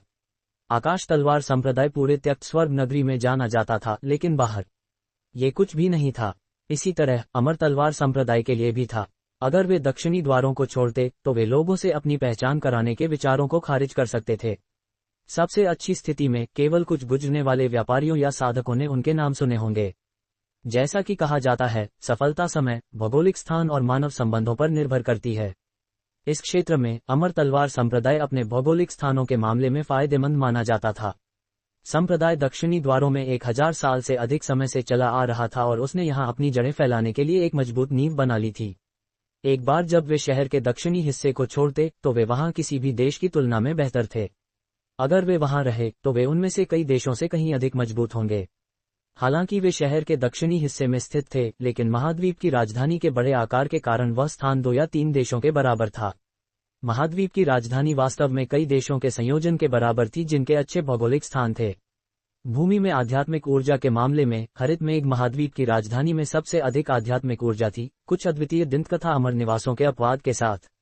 युवा मिस सागर चंद्रा, क्या यह अमर तलवार संप्रदाय बहुत मजबूत है? क्या अमर तलवार संप्रदाय में कोई विशेषज्ञ हैं जो वरिष्ठ के स्तर पर हैं? अर्जुन अमर तलवार संप्रदाय की शक्तियों को जानना चाहता था और यह कि एक महाद्वीप की राजधानी की सीमाओं में एक प्रतिष्ठित संप्रदाय कितना मजबूत हो सकता है। इसके अलावा अर्जुन ये भी जानने के लिए उत्सुक था कि सागर चंद्रा के पिता किस स्तर पर थे। क्या तुम मेरे पिता के साधना के स्तर को बता सकते हो? सागर चंद्रा की आंखें आश्चर्य से चमक उठी जब उसने पूछा। उसके आश्चर्यजनक रूप से बहुत मोहक था और दूसरी बार देखने योग्य था। कोई भी प्रत्येक नजर में और गहरा डूब जाता। अर्जुन ने सागर चंद्रा के सुंदर चेहरे को गंभीरता से करीब से देखा। वह उन लंबी पलकों को भी देख सकता था जो ताड़ के पत्ते के पंखे की जोड़ी की तरह थीं। उन काली और स्पष्ट सुंदर आंखों के अलावा उसकी सुंदरता वास्तव में अविश्वसनीय थी, मानो वह एक सुंदर चित्र के समान थी। मैं नहीं बता सकता। जब उसने देखा कि सागर चंद्रा उसके सिर पर प्रहार करना चाहती है तो अर्जुन ने गंभीरता से कहा। सागर चंद्रा भी शब्दहीन रह गई। वह अर्जुन से पहले चौंक गई थी, सोचकर कि अर्जुन वास्तव में उसके पिता के साधना के स्तर को बता सकता है। उसने नहीं सोचा था कि वह उसे इतनी देर तक घूरेगा कि वह उसकी स्पष्ट निगाह से बेचैन होने लगी थी। शुक्र है, उस स्पष्ट नजर में कुछ भी नफरत भरा नहीं लग रहा था, लेकिन अंतिम उत्तर गुस्सा दिलाने वाला था। भले ही वह उसके पिता के साधना के स्तर को नहीं बता सकता था, उसे इतनी देर तक उसे घूरने की जरूरत नहीं थी। सागर चंद्रा ने अर्जुन की ओर एक नाराज नजर डाली। वह नहीं जानती थी कि उसे इस आदमी के बारे में कैसा महसूस होता है जिसे वह समझ नहीं पा रही थी। उसके प्रति उसकी भावनाएं न तो नफरत थीं और न ही प्यार, और वह उसके साधना के स्तर को भी नहीं बता सकती थी। जबकि वह एक साधारण व्यक्ति जैसा दिखता था जिसमें कोई शक्ति नहीं थी। उसके पिता ने उन्हें पहली मुलाकात में एक अच्छा मूल्यांकन दिया था। ये पहली बार था जब उसने अपने पिता को किसी और का मूल्यांकन देते हुए देखा था, और यहाँ तक कि उसे भी केवल बहुत अच्छा का मूल्यांकन मिला था।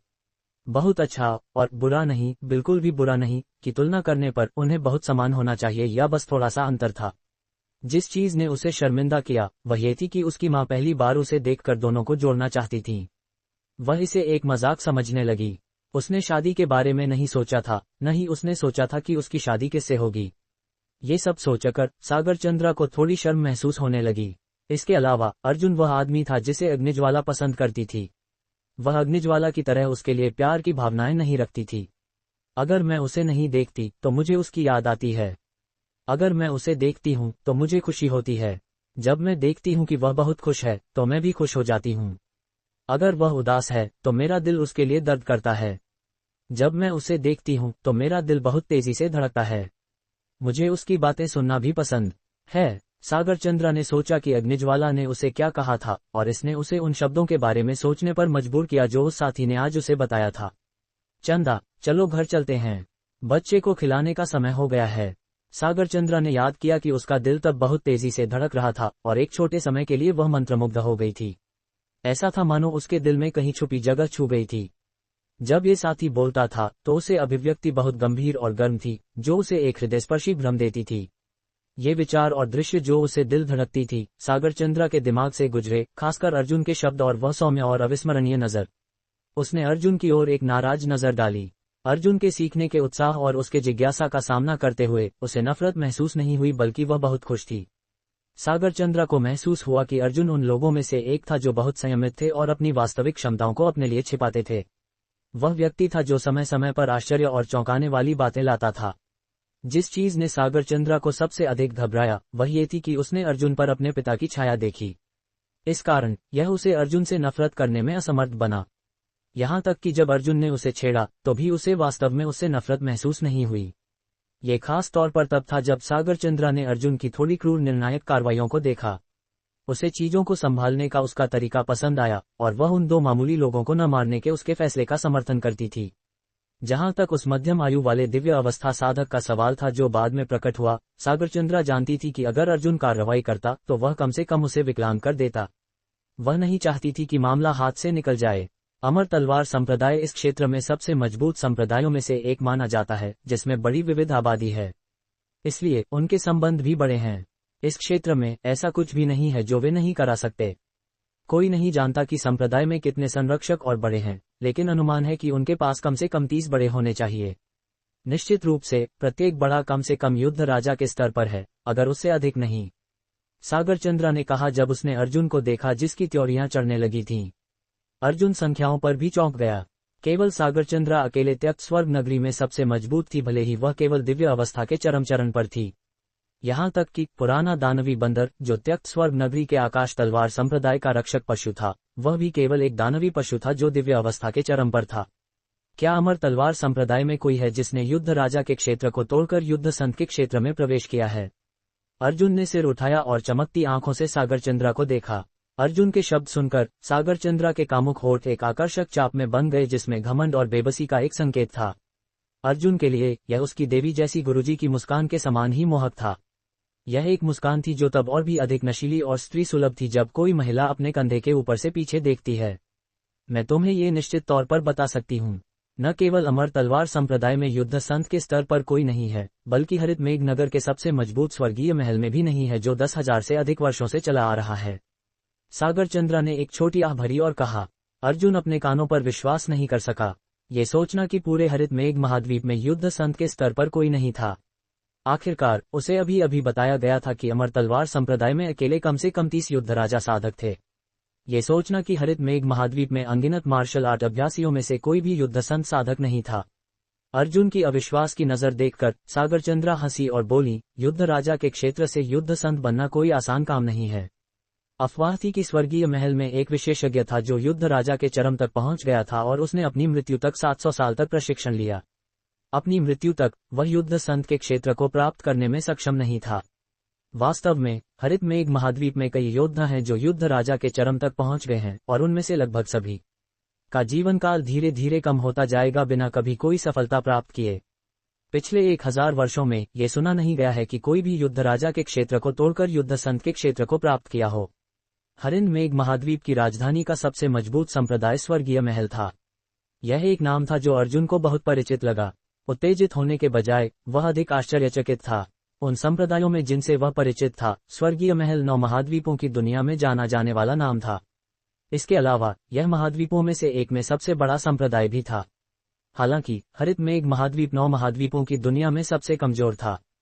कम से कम स्वर्गीय महल को संप्रदायों में से एक के भीतर सबसे मजबूत माना जाता था और हजारों या 10,000 संप्रदायों में से अग्रणी संप्रदाय था।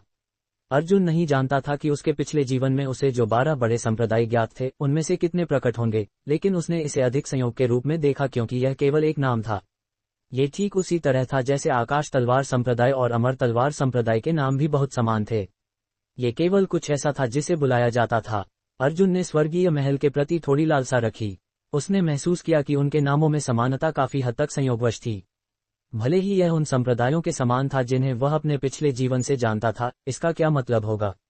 वह अभी भी उम्मीदों से भरा था क्योंकि उसे उन चीजों का सामना करना पसंद था जो उसे परिचित थीं।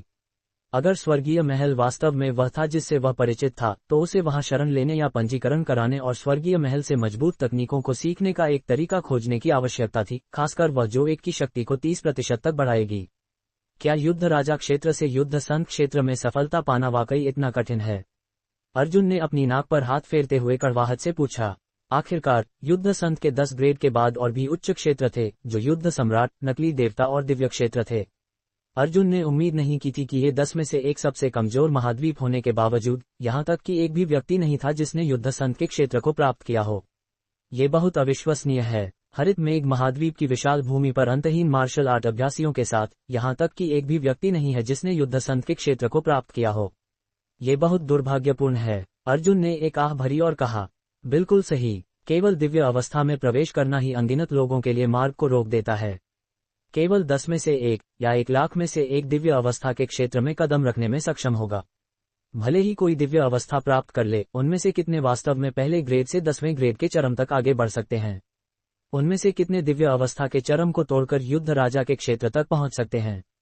युद्ध राजा के क्षेत्र में प्रवेश करने के बाद ऐसा कहा जाता है कि यहाँ तक कि एक ग्रेड भी आगे बढ़ना आसमान तक पहुंचने से भी कठिन है। युद्ध राजा के चरम तक पहुंचने के लिए आवश्यक अनुभव एक अकल्पनीय संख्या है। जो लोग युद्ध राजा के चरम चरण को तोड़कर युद्ध संत के क्षेत्र तक पहुंचते हैं, उनमें स्वर्ग द्वारा आशीर्वादित महान प्रतिभा होती है, उनके पास 7 छिद्रों वाला रहस्यमय हृदय होता है और उन्हें कम से कम 2 उदाहरणों का अनुभव होता है।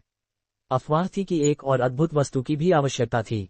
सागर चंद्रा ने ऐसा कहा मानो वह बहुत भावुक महसूस कर रही थी। उसकी गहरी और सुंदर आंखें जो दूर देख रही थीं, तारों के समान सुंदर थीं। अर्जुन इससे सहमत था। प्राचीन सुदृढ़ीकरण विधि की केवल 4थी स्वर्गीय परत तक पहुंचने में ही उसे लगभग 7 साल का समय लग गया था। इसका मतलब था कि वह 7 साल तक दिव्य अवस्था के प्रवेश द्वार पर रुका हुआ था। इस दुनिया में उसे पहले से ही स्वर्ग द्वारा आशीर्वादित एक महान प्रतिभा माना जाना चाहिए, लेकिन अर्जुन को लगा कि वह इंतजार नहीं कर सकता था।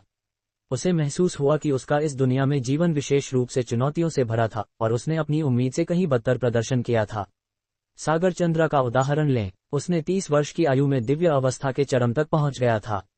जब उसने खुद की उससे तुलना की, तो अर्जुन ये कहने की हिम्मत नहीं कर सका कि वह बहुत मजबूत था। बेशक, अर्जुन ने कभी भी दूसरों को ये बताने के बारे में नहीं सोचा था कि उसके पास क्या था। अर्जुन ने अपने विचार कभी नहीं बदला कि इन्हें दूसरों से एक रहस्य होना चाहिए। चलो वापस जाकर दोपहर का भोजन करें इससे पहले कि हम दोपहर में घूमने निकलें। तुम्हारी सजा आज खाना बनाना होगी। सागर चंद्रा अपने आप को रोक नहीं पाए और उसे गुस्सा आया क्योंकि उसने सोचा कि उसने उसका फायदा उठाया था, लेकिन साथ ही वह बेबस भी महसूस कर रही थी। क्या तुम खाना बनाना जानती हो? अर्जुन ने सागर चंद्रा से चलते हुए पूछा। नहीं, सागर चंद्रा ने थोड़े शर्माते हुए जवाब दिया। तो क्या तुमने पहले कभी खाना बनाया है? अर्जुन मुस्कुराया और फिर से पूछा। नहीं। सागर चंद्रा को ऐसा महसूस हुआ जैसे उसे नाक के बजाय आगे बढ़ाया जा रहा है, लेकिन वह वास्तव में समझ नहीं पा रही थी कि समस्या क्या थी। सागर चंद्रा के हिचकिचाते जवाब को देखकर अर्जुन मुस्कुराया और उससे बोला, क्या तुम अपने माता पिता के लिए एक बार कुछ स्वादिष्ट बनाना चाहती हो? उनके लिए इस उम्र तक तुम्हें पालना और इतने वर्षों तक तुम्हें इतनी अच्छी तरह से पालना आसान नहीं था। अध्याय 214 लड़की, भविष्य में इन लोगों को फिर से देखो तो सीधे मार देना। सागर चंद्रा के हिचकिचाते जवाब को देखकर अर्जुन मुस्कुराया और उससे बोला, क्या तुम अपने माता पिता के लिए एक बार कुछ स्वादिष्ट बनाना चाहती हो? उनके लिए इस उम्र तक तुम्हें पालना और इतने वर्षों तक तुम्हें इतनी अच्छी तरह से पालना आसान नहीं था। सागर चंद्रा शब्दहीन हो गई। उसने आखिरकार जान लिया कि अर्जुन कितना शरारती था। वह अपने माता पिता को बातचीत में घसीट लाया था। न केवल ये, उसने पहले अपना खुद का पलायन का मार्ग बंद कर दिया, लेकिन उसके माता पिता द्वारा उसे पालने के बारे में शब्द उसके लिए बहुत अजीब लग रहे थे। आओ चलो वापस घर चलते हैं। मैं आज व्यंजन बनाऊंगी, लेकिन तुम्हें मेरे सहायक बनना होगा, सागर चंद्रा ने हल्के से मुस्कुराते हुए कहा। जैसे ही तीनों घर लौटे, दरवाजे पर अंकित चांद हाय के 2 शब्दों ने बहुत गहरा प्रभाव छोड़ा। अर्जुन नहीं जानता था कि सागर चंद्रा के पिता कितने शक्तिशाली थे। अर्जुन ने किसी तरह महसूस किया कि वे अत्यंत शक्तिशाली थे।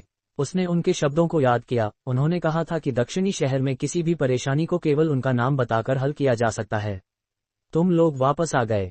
मुझे आज व्यंजन बनाने दो, बस थोड़ी देर प्रतीक्षा करो और खाना तैयार हो जाएगा, सागर चंद्रा की मां ने कोमलता से कहा। अर्जुन ने एक आह भरी।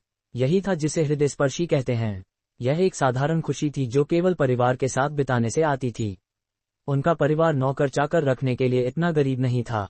वे आमतौर पर अपने भोजन स्वयं बनाते थे। अर्जुन ने उनका खाना एक बार पहले चखा था। हालांकि यह किसी बड़े रेस्तरां के शेफ द्वारा बनाए गए खाने की तुलना में नहीं था, लेकिन खाने में जो भावना महसूस हुई वह कहीं और नहीं मिलती थी। माँ, मुझे करने दो, सागर चंद्रा ने अप्राकृतिक ढंग से फुसफुसाया।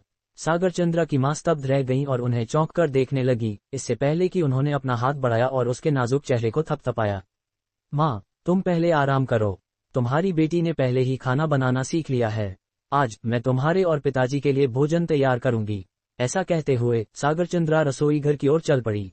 अग्निज्वाला स्वतः ही चली गई क्योंकि उसे पता था कि अर्जुन सागर चंद्रा के साथ अकेला रहना चाहता था। इस प्रकार वह उन्हें बाधा नहीं देना चाहती थी। अर्जुन, तुम कहाँ जा रहे हो? तुम मेरे मददगार बनने वाले हो। सागर चंद्रा ने त्योरी चढ़ाई। अर्जुन ने भी अग्निज्वाला के जाने के बाद जाने की योजना बनाई थी। अंत में वह केवल कड़वा मुस्कान देकर सागर चंद्रा के पीछे पीछे रसोई घर में चला गया। चूंकि सागर चंद्रा ने अपनी मां से वादा किया था कि वह आज व्यंजन बनाएगी, तो वह अर्जुन को कैसे भागने दे सकती थी।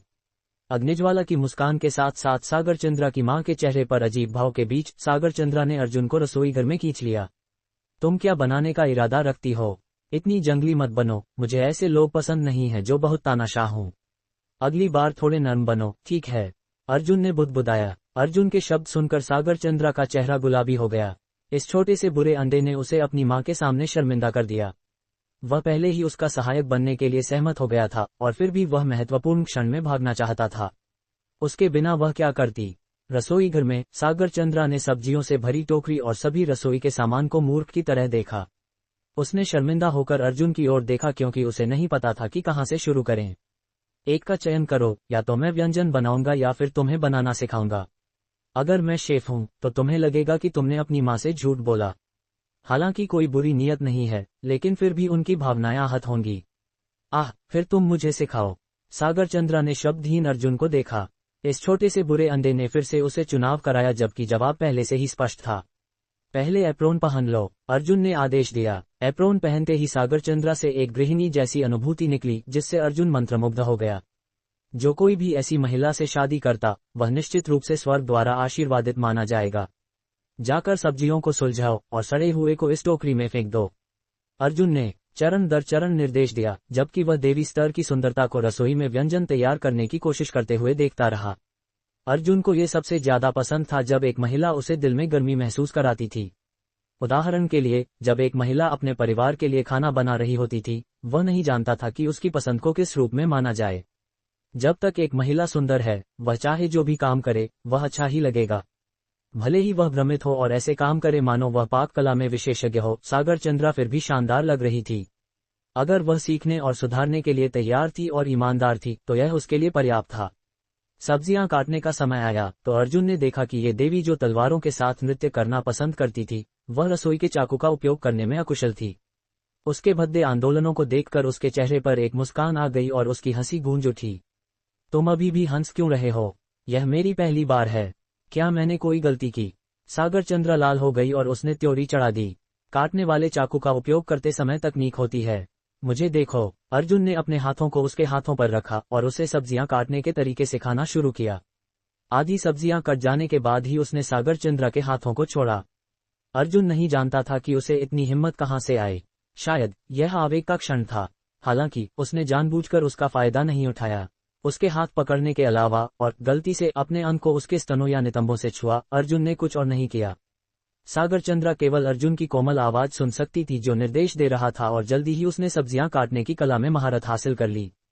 खुशी से मुस्कुराते हुए उसने हंसी के झब्बे निकाले जब उसने अर्जुन को देखा। अगला कदम बहुत आसान था। अर्जुन ने विशेष रूप से मसाले के लिए अपने स्वयं के मसाले निकाले और सागर चंद्रा को दे दिए। जब परिचित सुगंध निकली तो अर्जुन को पता चला कि यह मदिरा सुगंध फल और अन्य विशेष सामग्री थी जो उसने तब अग्निज्वाला को भी दी थी। केवल भूख बढ़ाने वाली सुगंध को सूंघकर सागर चंद्रा को पहले ही 50% सफलता का एहसास हो गया। जब मसाला और पकी हुई सब्जियों का रंग सही हो गया तो उसने भोजन परोसने की तैयारी की। ये पहली बार था जब उसने खाना बनाया था और न केवल ये, वह अपने माता पिता के लिए बना रही थी। भोजन की मेज पर सागर चंद्रा के माता पिता के चेहरे पर अविश्वास के भाव थे जब उन्होंने सागर चंद्रा को देखा। बेटी, सब्जी के व्यंजन के रूप से मैं बता सकता हूँ कि यह तुमने बनाया है। हालांकि मुझे विश्वास नहीं होता कि तुम वास्तव में ऐसा स्वाद पैदा कर सकती थीं। सागर चंद्रा के पिता ने उसका मजाक उड़ाया। अग्निज्वाला व्यापक रूप से मुस्कुराए। वह बहुत निश्चित थी कि इस व्यंजन का स्वरूप उसके आपदाजनक पहले प्रयास की तुलना में था। फिर भी दिखावे के बावजूद सब्जियों का स्वाद बहुत स्वादिष्ट था। बस अभी की तरह कौन विश्वास कर सकता था कि इतनी बदसूरत दिखने वाली सब्जियां वास्तव में इतनी शानदार स्वाद लेंगी। सागर चंद्रा ने खुशी से दूसरों की प्रतिक्रियाओं को ग्रहण किया क्योंकि उसके हृदय में संतोष फैल गया। साथ ही उसने अर्जुन की ओर भी मुस्कुराया, उसके प्रति आभारी थी कि उसने उसे इस तरह का मौका दिया और साथ ही उसे खुश रहने का एक तरीका भी सिखाया। तो ये पता चला कि खुशी हासिल करना इतना सरल काम था।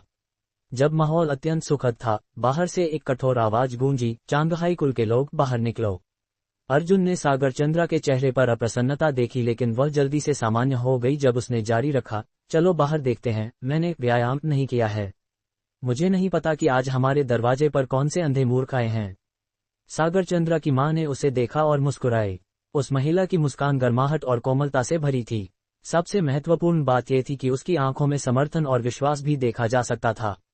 कुछ लोग बैठक कक्ष से बाहर निकले और उन्होंने लंबी तलवारें लिए सफेद पोशाक पहने लोगों के एक समूह को देखा। अर्जुन ने अनुमान लगाया कि वहां 100 से अधिक लोग थे और 5 नेता सभी मध्यम आयु वाले थे, लगभग 50 जोड़ वर्ष के। भीड़ में अर्जुन ने बड़े फैंग के पोते और पहले के मध्यम आयु वाले व्यक्ति को देखा। अर्जुन ने सागर चंद्रा को देखा और पाया कि वह घबराहट से अपने पिता की ओर देख रही थी। दादा, यही वह था जिसने हमारे तलवार देव संप्रदाय के शिष्य को घायल किया था। फैंग शाओ ने छायादार मध्यम आयु वाले व्यक्ति को देखा और अपनी उंगली अर्जुन की ओर इशारा किया। दादा, ये लोग मूल रूप से मेरे साथ अभद्र थे। सागर चंद्रा ने देखा कि दूसरी पार्टी अर्जुन को निशाना बना रही थी और इसलिए उसने जल्दी से उसका बचाव करने की कोशिश की। दादा, मैं चाहता हूं कि वह लड़का मर जाए। आज मुझे उसे यहीं से ले जाना है। अर्जुन ने फैंग शाओ नाम के लड़के को बेबसी से देखा। ये पहली बार था जब उसने ऐसे मूर्ख से मुलाकात की। उसने हमेशा सोचा था कि ऐसे मूर्ख केवल किताबों में ही होते हैं, लेकिन सोचो कि वे वास्तविकता में भी मौजूद थे। लोगों को धौंस जमाने और लड़कियों का अपहरण करने का एहसास बहुत संतोषजनक होना चाहिए, है ना? चांगहाई ने अपनी आशंकित बेटी की ओर देखा और अपने हाथ बढ़ाकर सागर चंद्रा के सिर को थपथपाया। बेटी, भविष्य में अगर तुम इन बदमाशों को देखो जो सुअरों और कुत्तों से भी बदतर हैं, तो उन्हें सीधे मार देना। अर्जुन ने अपनी नाक पर हाथ फेरा क्योंकि वह मन ही मन बहुत पसीना बहा रहा था। चांगहाई के शब्द फैंग शाओ की तुलना में अधिक प्रभावशाली थे। क्या घमंड, क्या आकर्षण! अर्जुन नहीं जानता था कि चांगहाई कितना मजबूत था, लेकिन उन शब्दों को सुनकर उसे अच्छा लगा। सुधार, उसे बहुत अच्छा लगा। सागर चंद्रा के पिता के शब्दों ने इस भीड़ के नेताओं को स्तब्ध कर दिया। अर्जुन के दृष्टिकोण से उनकी साधना लगभग सागर चंद्रा की मां के स्तर के समान होनी चाहिए, युद्ध राजा के स्तर पर। न केवल ये, उनमें से काफी थे। अर्जुन जानता था कि उनमें से एक तलवार देव संप्रदाय का बड़ा था।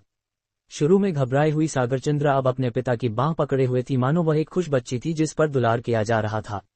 तुम चांगहाई हो? फैंग शाओ द्वारा दादा कहे जाने वाले व्यक्ति ने आगे बढ़कर पूछा।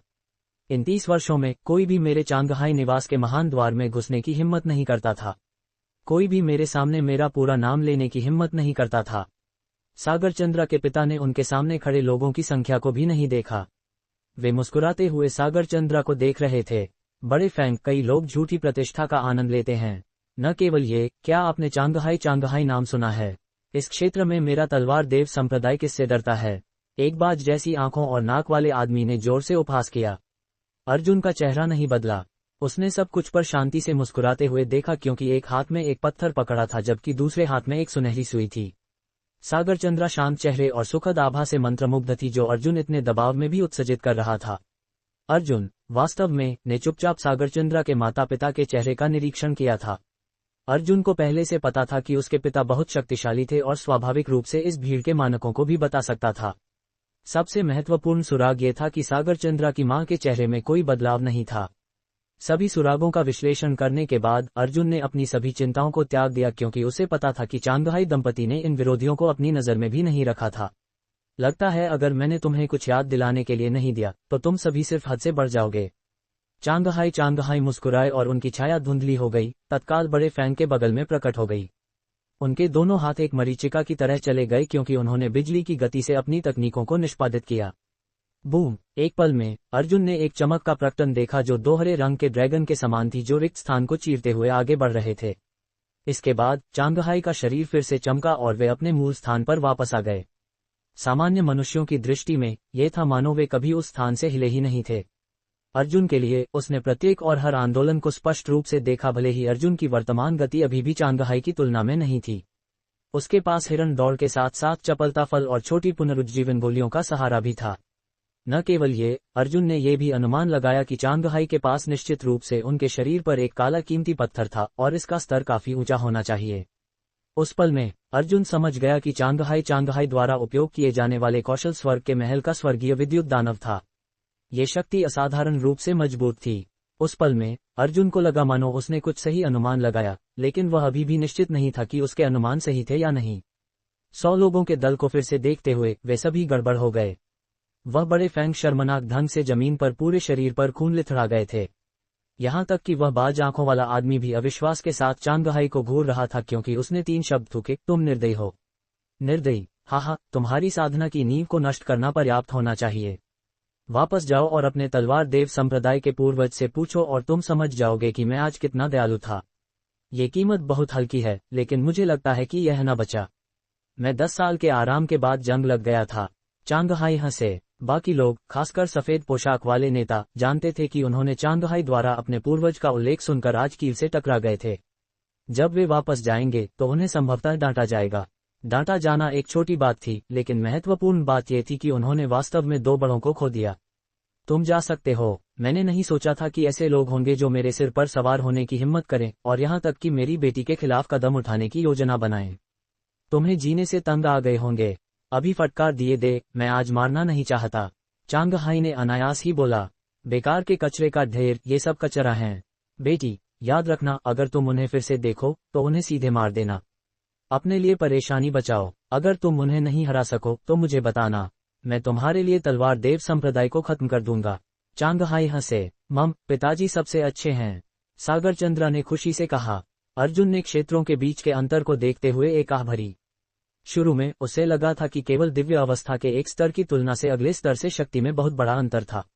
आज वह स्पष्ट रूप से दिव्य अवस्था और युद्ध राजा के बीच की दूरी को महसूस कर सकता था। खाई बहुत खगोलीय थी। अर्जुन नहीं जानता था कि चांगहाई वास्तव में किस शक्ति के स्तर पर थे, लेकिन वह बता सकता था कि बड़े फैंग युद्ध राजा के प्रारंभिक स्तरों पर होने चाहिए। न केवल ये, चांगहाई ने तत्काल एक युद्ध राजा स्तर के विशेषज्ञ को मार डाला। यही वास्तव में मजबूत लोग ऐसे होते थे। इसे देखने से अर्जुन को और आगे बढ़ने का दृढ़ संकल्प और प्रेरणा मिली। अगर उसके पास ये शक्ति का स्तर होता तो वह यानकुल में जा सकता था और उन्हें कुचल सकता था। उसे इतने संताप में होने की जरूरत नहीं थी। उसकी मां प्रिया ने पहले ही काफी कष्ट उठाया था। हर बार जब वह उनके बारे में सोचता तो वह खुद को सीधे यानकुल में भागने के लिए महसूस नहीं रोक सकता था। वह यानकुल को बताना चाहता था कि उन्हें उनके किए हुए की कीमत चुकानी होगी।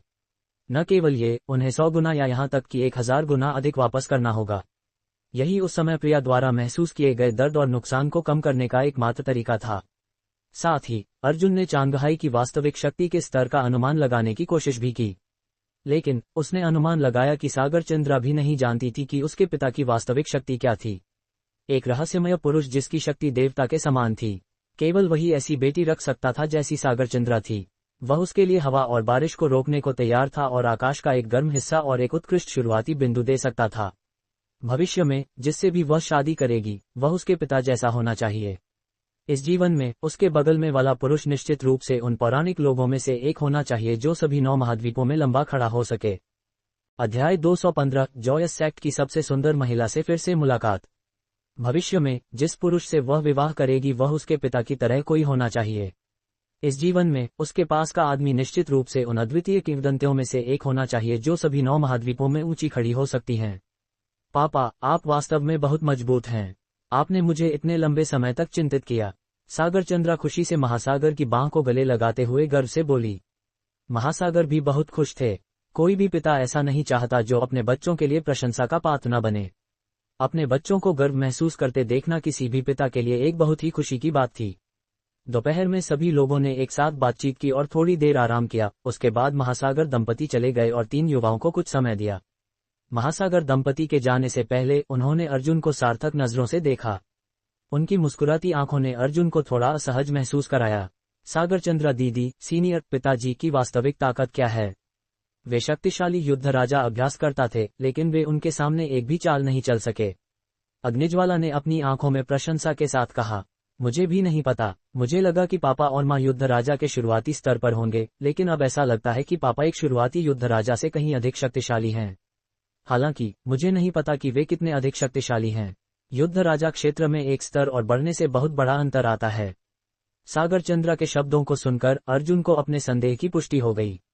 वह सच में महासागर की वास्तविक ताकत नहीं जानती थी, लेकिन जब उन्होंने पहले इमॉर्टल स्वॉर्ड सेक्ट से लड़ाई लड़ी तब वह बहुत चिंतित नहीं थी। उसने तक महासागर का नाम छोड़ने की हिम्मत की। अर्जुन को नहीं पता था कि वह क्या सोच रही थी। शायद यह एक तरह का भरोसा था जो उसने अपने पिता पर किया था। कुछ समय पहले हुई घटना के बाद तीनों फिर से बाहर निकले। इस बार वे स्पष्ट रूप से अधिक आत्मविश्वास से भरे हुए थे। हालांकि अर्जुन की ताकत में बहुत अधिक वृद्धि नहीं हुई, उसका दृष्टिकोण उत्कृष्ट था। उसे खुद पर भी अधिक विश्वास था। शक्तिशाली युद्ध राजाओं के अलावा भले ही कोई मास्टर दिव्य अवस्था अभ्यास करता अभी अर्जुन से मिलता तो ये जीवन और मृत्यु का मैच होता। ये भी कहना मुश्किल होगा कि कौन जीतेगा। हम मिलेनियम मेडिसिन। अर्जुन और दोनों महिलाएं फिर से दक्षिणी प्राचीन दरवाजे पर चल रही थीं। जाहिर है इस बार उन्होंने एक अलग रास्ता अपनाया। थोड़ी देर बाद उन्हें एक साधारण और बिना सजावट वाली दवा की दुकान दिखी। इसका नाम मिलेनियम मेडिसिन था। अर्जुन का दिल थोड़ा कांप गया। जब उसने पिछली बार दवा की तलाश की थी तो न केवल स्टॉक में कई दवाएं थीं, बल्कि बैंगनी जैद अमरलोक में उगने वाली भी थीं। केवल 1000 वर्षों की मुख्य दवा वहां नहीं थी। सागरचंद्र, क्या इस पत्थर में मौजूद सामग्री सभी 1000 वर्ष पुरानी है? अर्जुन ने बिना पीछे मुड़े पूछा। सागरचंद्र ने अर्जुन को अपना नाम पुकारते हुए सुना। हालांकि दोनों दोस्त थे और आपस में पहले नाम से पुकारना सामान्य था, फिर भी पहली बार उसे इसकी आदत नहीं थी। उसने अर्जुन की लंबी और सीधी पीठ को बेजुबानी से देखा, फिर धीरे से कहा, ये दुकान बहुत बड़ी नहीं है। इसमें बहुत अधिक किस्में भी नहीं हैं, लेकिन इसमें कुछ 1000 साल पुरानी दवाएं हैं। इसकी प्रतिष्ठा काफी अच्छी है, इसलिए हम इसे देख सकते हैं। क्यों, क्या तुम कोई रसायनाचार्य हो? अर्जुन थोड़ा चकित रह गया और याद किया कि उसकी मुलाकात सागरचंद्र से तब हुई थी जब वह हरित मेघ महाद्वीप गया था और अग्निज्वाला के कनेक्शन के कारण। यह अजीब नहीं था कि उसे दवा बनाने की उनकी क्षमता के बारे में पता नहीं था। जब उसने इसे और अधिक सावधानी से सोचा तो वह केवल स्मॉल रिवाइटलाइजिंग पैलेट ही बना सकता था।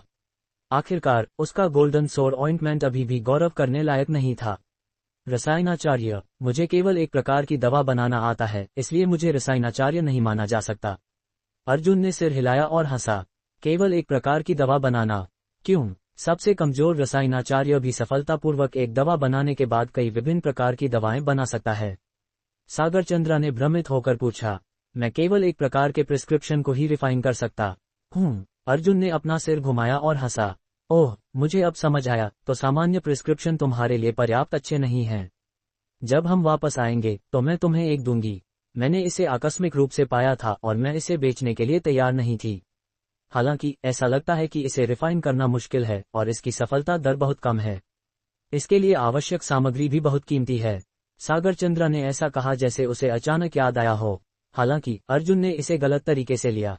यह महिला जिसकी सुंदरता राज्यों को विनाश कर सकती थी, वह ऐसी चीज को उपहार के रूप में देने के लिए तैयार थी जिसे वह बेच नहीं सकती थी, इसलिए अर्जुन के लिए उसके कार्यों के बारे में गलत नहीं सोचना मुश्किल था। ठीक है, जब मैं ये दैवीय पैलेट बना पाऊंगा तो मैं निश्चित रूप से इसे पहले तुम्हें दूंगा। अर्जुन मिलेनियम मेडिसिन फार्मेसी की ओर बढ़ने लगा, लेकिन उसके दिल में उसने अग्निज्वाला के बारे में सोचा जो बगल में थी। उसका गोल्डन फ्लिंट आयरन कॉल्ड्रॉन उसका उपहार था, इसलिए वह हमेशा उसे वह स्मॉल रिवाइटलाइजिंग पैलेट देता था जो उसने बनाया था, साथ ही कुछ अन्य प्रकार के फल भी। आखिरकार वह हमेशा किसी भी अच्छी चीज का थोड़ा सा हिस्सा उसके लिए बचाता था। अर्जुन के अंदर जाने के बाद सागरचंद्र और अग्निज्वाला धीरे धीरे उसके पीछे इस दवा की दुकान में गईं। अंदर जाने के बाद अर्जुन ने पाया कि ये दवा की दुकान सच में छोटी थी। इसमें 3 कमरे थे और कमरे में फर्नीचर पुराने थे लेकिन साफ थे। स्याही के पत्थर जैसी जमीन इतनी चमकदार और साफ थी कि कोई भी उसमें अपना प्रतिबिंब देख सकता था। काउंटर भी स्याही के पत्थर से पॉलिश किया गया था, लेकिन ये पारदर्शी नहीं था, इसलिए वह काउंटर के अंदर की चीजें नहीं देख सकता था। हालांकि सतह कोई का प्रतिबिंब दिखा सकती थी। अर्जुन ने पाया कि दवा की दुकान में बहुत सारे लोग नहीं थे। केवल कुछ लोग काउंटर के पीछे शेल्फ पर टैग को देख रहे थे। सफेद बालों और दाढ़ी वाले एक बूढ़े आदमी ने काउंटर के पीछे खड़े होकर उन्हें दयालुता से देखा और समय समय पर उन्हें स्पष्टीकरण दिया। Millennium goose feather flower, 1 million तेल सिल्वर के सिक्के। अर्जुन 1 फुट लंबे बॉक्स पर टैग देखकर चकित रह गया और आघात लगा। भले ही वह इसे अभी अपने पास मौजूद चांदी से खरीदना चाहता, तो भी वह खरीदने के लिए बहुत पीछे था। मिलेनियम वायलेट, 1 मिलियन और 50,000 तेल या एक लॉन्जेविटी फ्रूट। इस बॉक्स पर टैग देखकर अर्जुन थोड़ा उलझन में पड़ गया। ये कीमत के साथ कोई समस्या नहीं थी, बल्कि लॉन्जेविटी फ्रूट्स का मूल्य कितना ऊंचा था। मिलेनियम जिनसेंग, एक लॉन्जेविटी फ्रूट या एक पैलेट जो जीवन काल को 5 साल तक बढ़ा सकता है। अर्जुन को लगता है कि उसे अब तक जो कुछ भी देखा है, उससे संदेश मिल गया है। दुकान के मालिक को लगता है कि उसे जीवन काल बढ़ाने वाली चीजों की आवश्यकता थी। दुर्भाग्य से उसने अपने आखिरी 2 लॉन्जेविटी फ्रूट्स फिजिक फ्रूट्स अग्निज्वाला को दे दिए थे। अर्जुन ने कुछ अन्य देखे। यहाँ की सामग्री लगभग सभी 10,000 साल पुरानी थी, लेकिन उनमें से अधिकांश को अन्य चीजों के साथ विनिमय किया जाना था। केवल कुछ ही ऐसी थी जिन्हें पैसे से खरीदा जा सकता था। अग्निज्वाला ने भी कई सामग्रियां देखी जिन्हें एक लॉन्जेविटी फ्रूट के लिए विनिमय किया जा सकता था। उसने सोचा कि कैसे उसने पहले 2 लॉन्जेविटी फ्रूट्स खाए थे, लेकिन अब उसने देखा कि अर्जुन जहां भी देखता था वहां उसके माथे पर बल था। क्या उसके पास कोई लॉन्जेविटी फ्रूट्स बचे नहीं हैं? क्या उसके पास केवल 2 ही थे? अग्निज्वाला ने चुपचाप अर्जुन को देखा और उसका दिल एक पल के लिए उलझन में पड़ गया। वह जटिल भावना कुछ ऐसी थी जिसे वह पूरी तरह से समझ नहीं पा रही थी। उसे खुशी, प्रभावित और कड़वा महसूस हुआ। अर्जुन ने दवा की दुकान में 1000 साल पुरानी सामग्रियों को देखा। उनमें से प्रत्येक को शेल्फ पर व्यवस्थित रूप से व्यवस्थित बॉक्सों में रखा गया था। कुछ ग्राहक दवा की दुकान में आए और बाहर गए। चाहे वे पुरुष हों या महिलाएं, उनमें से प्रत्येक ने उसे ऐसा एहसास दिया कि वे सामान्य नागरिक नहीं थे। वे या तो शक्तिशाली साधक थे या सजी धजी अमीर लोग। साधक ये देखने के लिए आए कि क्या कोई ऐसी दवा है जो उनके लिए उपयुक्त है और उनकी साधना प्रगति में मदद करेगी। अमीर लोग जो ऐसे लगते थे जिनके पास कोई साधना कौशल नहीं था, शायद उपहार या जन्मदिन का उपहार जैसी कुछ चीज खरीदना चाहते थे। एक ऐसी अमूल्य दवा की दुकान में केवल एक बूढ़ा आदमी निगरानी करने के लिए बैठा है। क्या वह चोरों से नहीं डरता? इन सामग्रियों का मूल्य कम नहीं है। अर्जुन को नहीं लगा कि इस क्षेत्र के लोग सभी दयालु और सम्मानजनक थे। एक व्यक्ति के लिए इस तरह की दवा की दुकान खोलने में सक्षम होने के लिए उसे सामान्य नहीं होना चाहिए, क्योंकि ये 1000 साल पुरानी सामग्री किसी के पास नहीं थी। इस मालिक की अपनी विशेषता होनी चाहिए। जैसे जैसे उसने इसके बारे में अधिक सोचा, अर्जुन ने खुद को उस सफेद बालों और दाढ़ी वाले दयालु बूढ़े आदमी को देखने से रोक नहीं पाया। उसकी भौहें लंबी थीं और उसकी आंखें पतली थीं। उसकी नजर में एक अकथनीय दयालुता और गर्मी थी। हालांकि बूढ़ा आदमी साधारण वस्त्र पहने हुए थे, उसमें हड्डियों तक अमर वातावरण था। अर्जुन ने जितना अधिक देखा, बूढ़े आदमी की आंखें उतनी ही अधिक चमकदार होती गईं, क्योंकि अर्जुन ने पाया कि वह अपनी हेवनली विजन टेक्निक के साथ दयालु बुजुर्ग को नहीं देख सकता था। यह महासागर की स्थिति के समान था, दोनों सामान्य पुरुषों की तरह लग रहे थे। ऐसी 2 स्थितियां थीं जिनमें वह नहीं देख सकता था, या तो वह सच में बिना किसी साधना वाला एक सामान्य व्यक्ति था या उसने एक झूठी छवि बनाई थी। जाहिर है, अर्जुन की हेवनली विजन टेक्निक से खुद को छिपाने के लिए उसकी ताकत कम से कम युद्ध राजा के 3रे ग्रेड पर होनी चाहिए। क्या ये बूढ़ा आदमी कम से कम 3रे ग्रेड युद्ध राजा का एक शक्तिशाली साधक था? अर्जुन ने सोचा कि यह बहुत अविश्वसनीय था। एक दवा की दुकान पर एक बूढ़ा आदमी कैसे अत्यधिक मजबूत हो सकता है? सागरचंद्र और अग्निज्वाला पहले से ही अर्जुन की तरफ चली गई थीं। उसे खाली देखकर यह अनुमान लगाना मुश्किल नहीं था कि अर्जुन शायद इसे बर्दाश्त नहीं कर सकता। अच्छी चीजों को आमतौर पर पैसे से नहीं मापा जा सकता है। हालांकि मैं तुम्हारी मदद नहीं कर सकती। यहाँ की चीजें केवल अन्य चीजों के साथ विनिमय की जा सकती हैं। सागरचंद्र ने धीरे से कहा, अर्जुन, अगर तुमने मुझे वे 2 लॉन्जेविटी फ्रूट्स नहीं दिए होते तो तुम उन्हें 2 तरह की 1000 साल पुरानी सामग्री के लिए विनिमय कर सकते थे। अग्निज्वाला ने अफसोस के साथ कहा, तुम क्या बकवास कर रही हो? मेरे पास उन चीजों का बहुत सारा भंडार है। अग्निज्वाला, नमस्कार तीनों मेहमानों, तुमने क्या देखा? इस बूढ़े आदमी की मदद कैसे कर सकता है?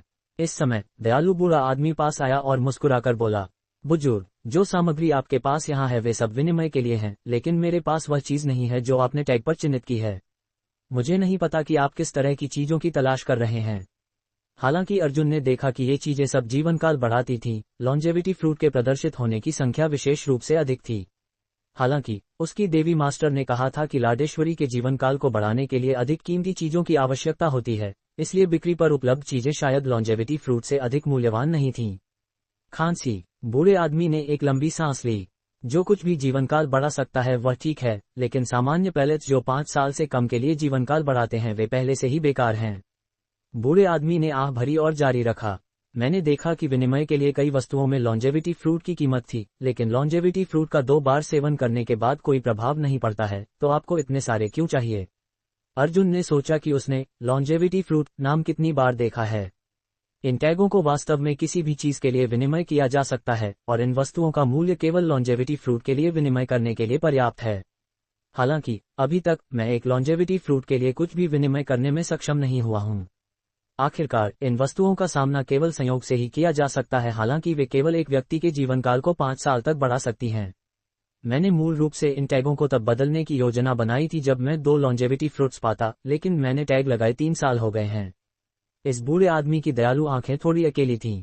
अभी मैं एक ऐसी पैलेट बना सकता हूं जो किसी व्यक्ति के सभी आंकड़ों को दोगुना कर सकती है, जो उसके जीवनकाल पर भी लागू होती है।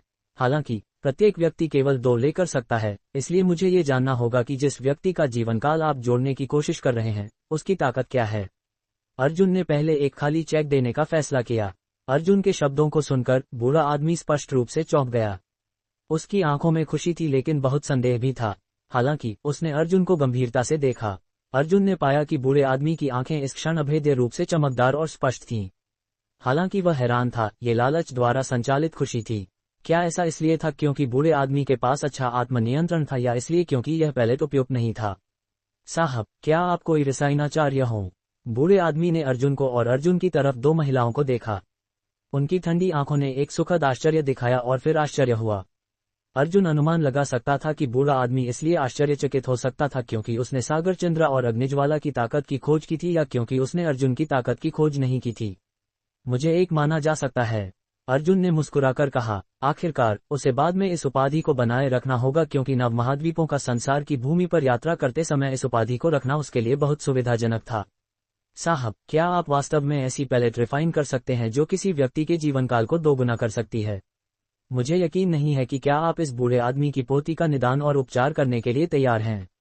आशा है कि आप उसे एक मौका दे सकते हैं, देखते हुए कि उसकी उम्र कम होने के बावजूद उसके पास बहुत समय नहीं बचा है। वह मेरी एकमात्र रिश्तेदार है। मैं जो भी करूंगा, मैं आपको बिना कुछ दिए जाने नहीं दूंगा। बूढ़े आदमी ने अर्जुन को ईमानदारी से देखा, लेकिन वे अपनी आंखों में एक निशान उदासी छिपा नहीं सके। अर्जुन, तुम्हें एक बार जरूर देखना चाहिए। अग्निज्वाला ने अर्जुन के कपड़े खींचे और सहानुभूति के साथ कहा। ये दयालु लड़की, उसका प्यारा और स्वतंत्र तरीका कहाँ गया?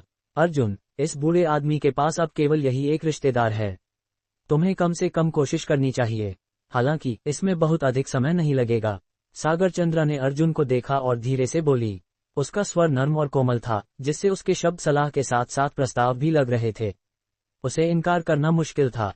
अर्जुन उसकी सुंदरता से इनकार नहीं कर सकता था। अग्निज्वाला की सीधी दयालुता की तुलना में सागर चंद्रा में अधिक कौशल था। तो कृपया रास्ता दिखाए। मैं केवल अपनी पूरी कोशिश कर सकता हूँ, इसलिए मुझे आशा है कि आप मुझ पर बहुत अधिक आशा नहीं करेंगे। अर्जुन ने थोड़ा मुस्कुराकर कहा। बूढ़े आदमी ने खुशी से अन्य ग्राहकों को जाने के लिए कहा। उनका स्वर ईमानदार और क्षमा प्रार्थी था। फिर उसने दरवाजा बंद कर दिया और अर्जुन के 3 लोगों के समूह को ऊपर ले गया। उन्होंने पुराने जमाने की लकड़ी के बैंगनी रंग की सीढ़ियों से 5वीं मंजिल तक की यात्रा की। ये जगह बहुत बड़ी नहीं थी। आखिरकार ये केवल 3 कमरों के बराबर थी। जैसे ही वह 5वीं मंजिल पर पहुंचा, अर्जुन दवा की एक हल्की सुगंध महसूस कर सकता था। जैसे ही अर्जुन ने इसे सूंघा, उसे पता चला कि वे कीमती 1000 साल पुरानी दवाएं थीं। उसे ये भी पता था कि वह कुछ ऐसी दवा का सेवन कर रही थी जो शरीर की बहुत अधिक पूरकता करती थी। प्रत्येक मंजिल पर एक दरवाजा था और उसने 5वीं मंजिल पर वाले को खोल दिया। 2 कमरों के बराबर एक ड्राइंग रूम था। सजावट से यह स्पष्ट था कि यह एक लड़की का कमरा था। अर्जुन ने एक महिला को खिड़की पर टिकी हुई और बाहर देखते हुए देखा जब उसने कमरे में प्रवेश किया। उसने आवाज सुनी और अपना सिर घुमाकर दरवाजे की ओर देखा। महिला का चेहरा देखने के बाद अर्जुन के मन में केवल एक एहसास था, एक व्यक्ति के जीवन में बहुत सारे संयोग होते हैं। यह महिला वास्तव में जॉयस सेक्ट की सबसे सुंदर महिला थी, जिसे अर्जुन ने स्काईस्वॉर्ड सेक्ट में घायल किया था। अर्जुन उस दृश्य को याद करने में मदद नहीं कर सका जब वह स्काईस्वॉर्ड सेक्ट के अरेना में थी। उसका शरीर अच्छी तरह से विकसित और मोहक था, उसकी सांस पानी की तरह प्यारी थी, और उसकी चाल में एक आश्चर्यजनक और लुभावना आकर्षण था। उसके सुंदर बाल उसके कंधों पर डाले हुए थे। उसकी सबसे सुंदर आंखें आड़ू के फूल जैसी थीं और उसकी नाक सीधी थी। उसका थोड़ा सा उभरा हुआ चेरी जैसा छोटा मुंह अर्जुन ने देखा हुआ सबसे सुंदर नहीं था, लेकिन यह निश्चित रूप से सबसे जंगली और कल्पनाशील विचार पैदा करने वाला छोटा मुंह था जो उसने देखा था। उसकी सबसे प्रतिमानिक सांप कमर और भरी हुई चूतर थी। उसकी चूतर चिकनी, गोल और उभरी हुई थी। वह लाइन अत्यंत सुंदर थी। उसके सीधे और पतले पैरों की जोड़ी भटके हुए परी की तरह डोल रही थी। तुम, महिला की चुंबकीय और भरी हुई आवाज आए। उसकी सुंदर आंखें पानी की तरह स्पष्ट थीं। उसका थोड़ा सा उभरा हुआ छोटा मुंह आश्चर्य में खुल गया क्योंकि उसने अविश्वास से अर्जुन को देखा।